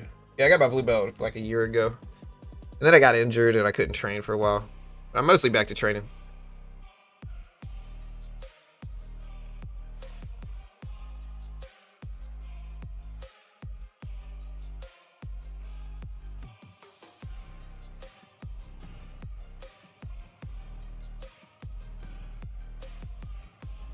Yeah, I'll probably just pivot and cover the Trump thing at 10 o'clock. I wish I could find it scheduled here. The problem is he's kind of late half the time. So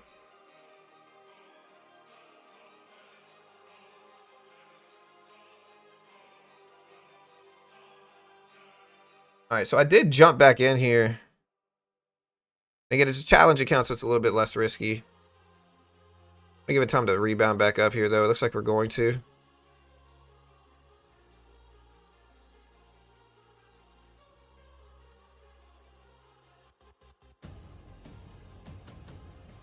All right, we're going to take a piece of this off just to lock that in. And it kind of turned all the way back down. I'm not going to add more to this. I'm just going to give it a second. I think I took that piece off. Take another piece off here. Hold this.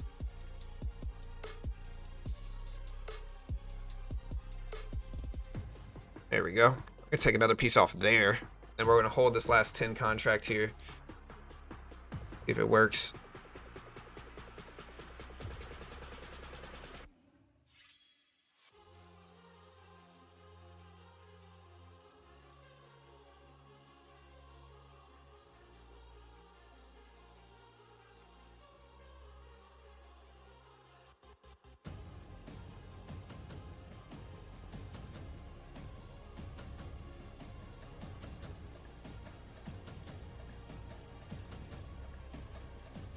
I'll cut this if it starts to break down.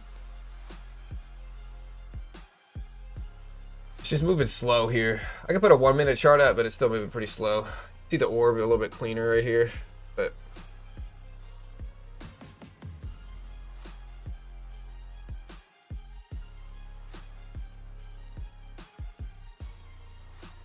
how do you feel? Hey, I'm gonna cut the rest of this. I think we still made money on the trade.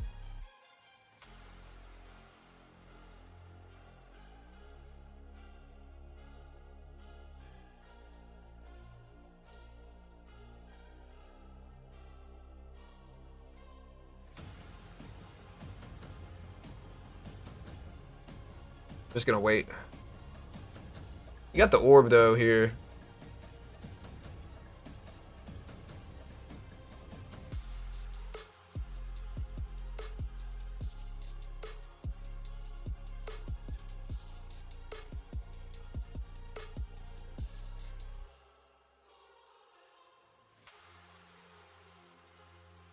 We are kind of dipping down right into this previous level. Let's see if my script picks it up, though.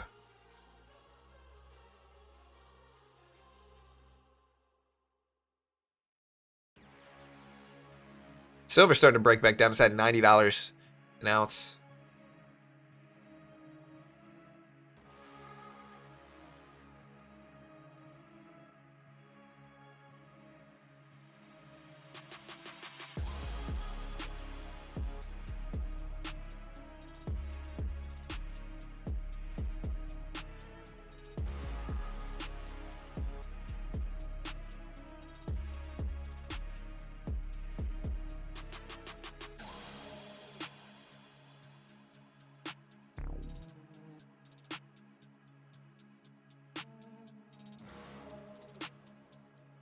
Again, we're still sitting tight waiting here, chat. But I might jump back in this because this is pulling back right to the previous level. I just want to see if we start to move back up here. Alright. Try it again. We tried this a couple times.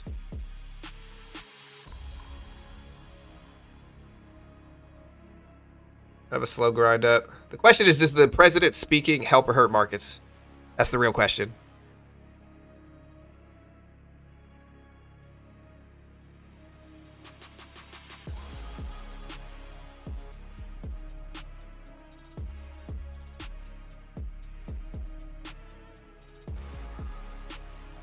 Take a third of that off up here.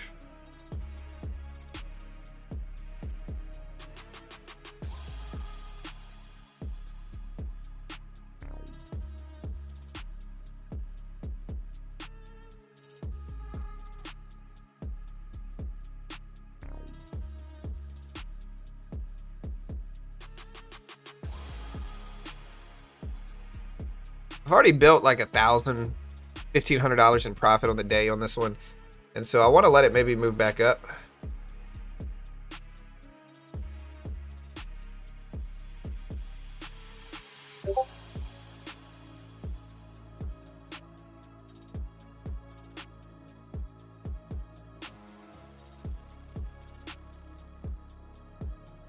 Still green on the day, but this drop, I probably got to cut it. Looking too much. It's doing a retest right now, but again, I'll sit tight and wait now.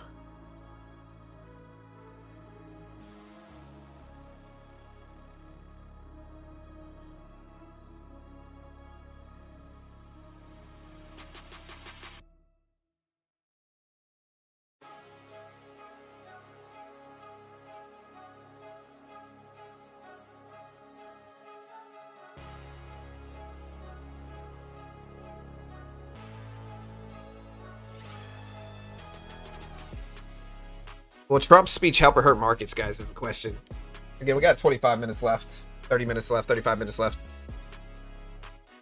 Trying to see where it's scheduled, though. It says 11 o'clock. It's now 10:30 market time, roughly. So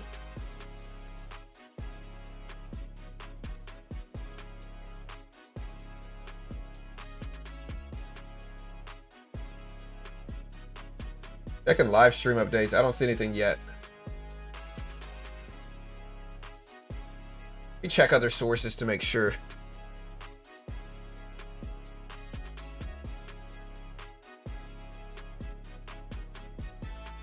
Yeah, so the president's going to speak on Iran at 11 o'clock.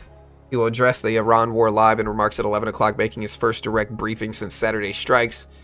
It'll also include a Medal of Honor presentation. Okay, so that's right. I did just jump back in this, guys. You'll love to see it. I gotta take half off at least right there. Take it maybe another 5. We got the retest of the orb right here is what this was. Took a little while.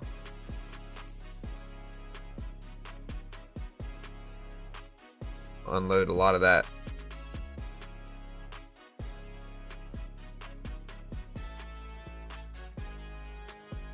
Add on the pullback back.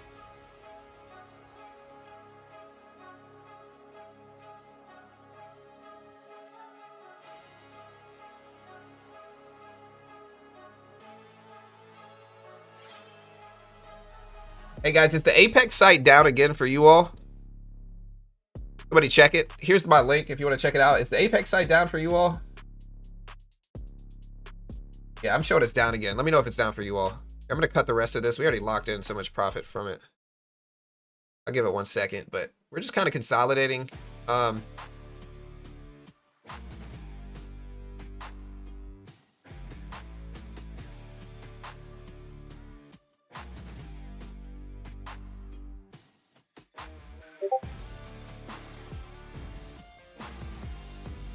Take some more off here.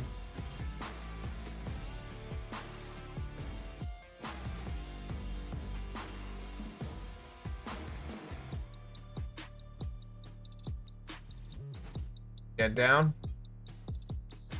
Yeah, I might go do jiu-jitsu, to be honest here. Again, it's a Medal of Honor thing. I don't know how long that's going to take. I'm not about to stream the whole Medal of Honor thing. Just not supermarket related here. So I'll probably cut out of it. Or cut out of here today, guys. I appreciate the love. I wanted to stick around a little bit longer, though. Yeah, I'm showing it's down. Mine says... Just check.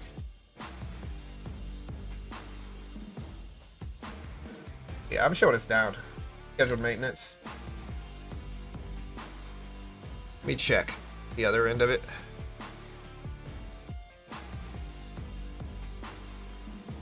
You knocked out another website due to your popularity? Not yet, brother, not yet. Check Apex. Okay, so this is working for me. Weird, but if I log in, it's down. So it's working unless I try to log in and then it's down. So schedule maintenance progress. Okay, I figured, yeah, there's been a lot of weird glitches and stuff today. So again, if you want to check out Apex, promo code BT, beginner trading BT or BG. If you want to check out Take Profit here, guys. Again, if you want to check out Take Profit, 40% off right now. No activation fees. Daily withdrawals once you get over their buffer. Some of the most relaxed rules and fun right now on Take Profit. I'll put this link up. I realize I haven't posted it yet today. But Take Profit's still really nice. I like Apex as well. I use both of them, to be honest. Use promo code BG. Help support your channel on Take Profit. You can use promo code BG on Apex as well. I'll probably cut this trade, and I'm going to get out of here. Again, here's the link for Take Profit. Help support your boy here in the channel. Good luck, guys. Listen, y'all be safe. Again, we ended the day on this account up 3,500 bucks. You love to see it. You love to see it. I'll take it. Greed is good. Now, this is a challenge account, by the way. I recently started using Apex, so it's going to take me a little bit. But I do take profit as well on Quant Tower. I'm going to get out of here, though. Y'all be good. Have a great day. Again, tomorrow. Chat, tomorrow. Will the crazy market continue? I don't know.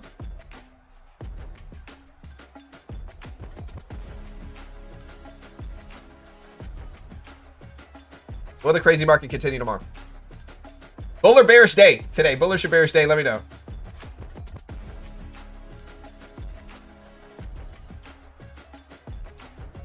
All right, I gotta schedule my other stream. That's why I'm taking a little while. Oh, I did another one here. I think I did one of them. Okay, yeah, this will work.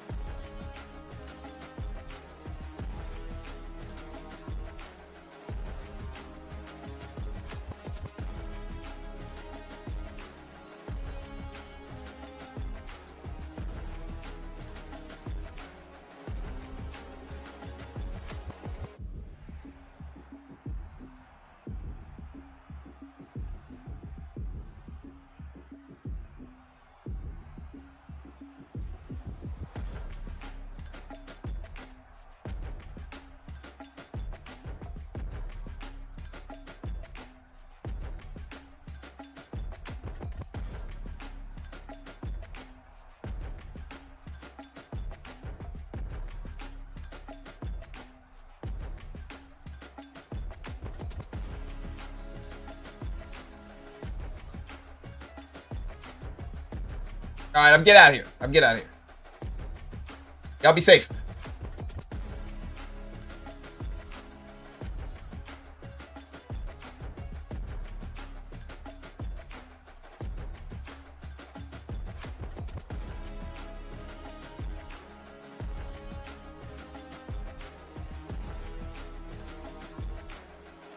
Also, guys, if you use my promo code on Take Profit 10 times, I'll send you my opening Rage Breakout script if you guys want it.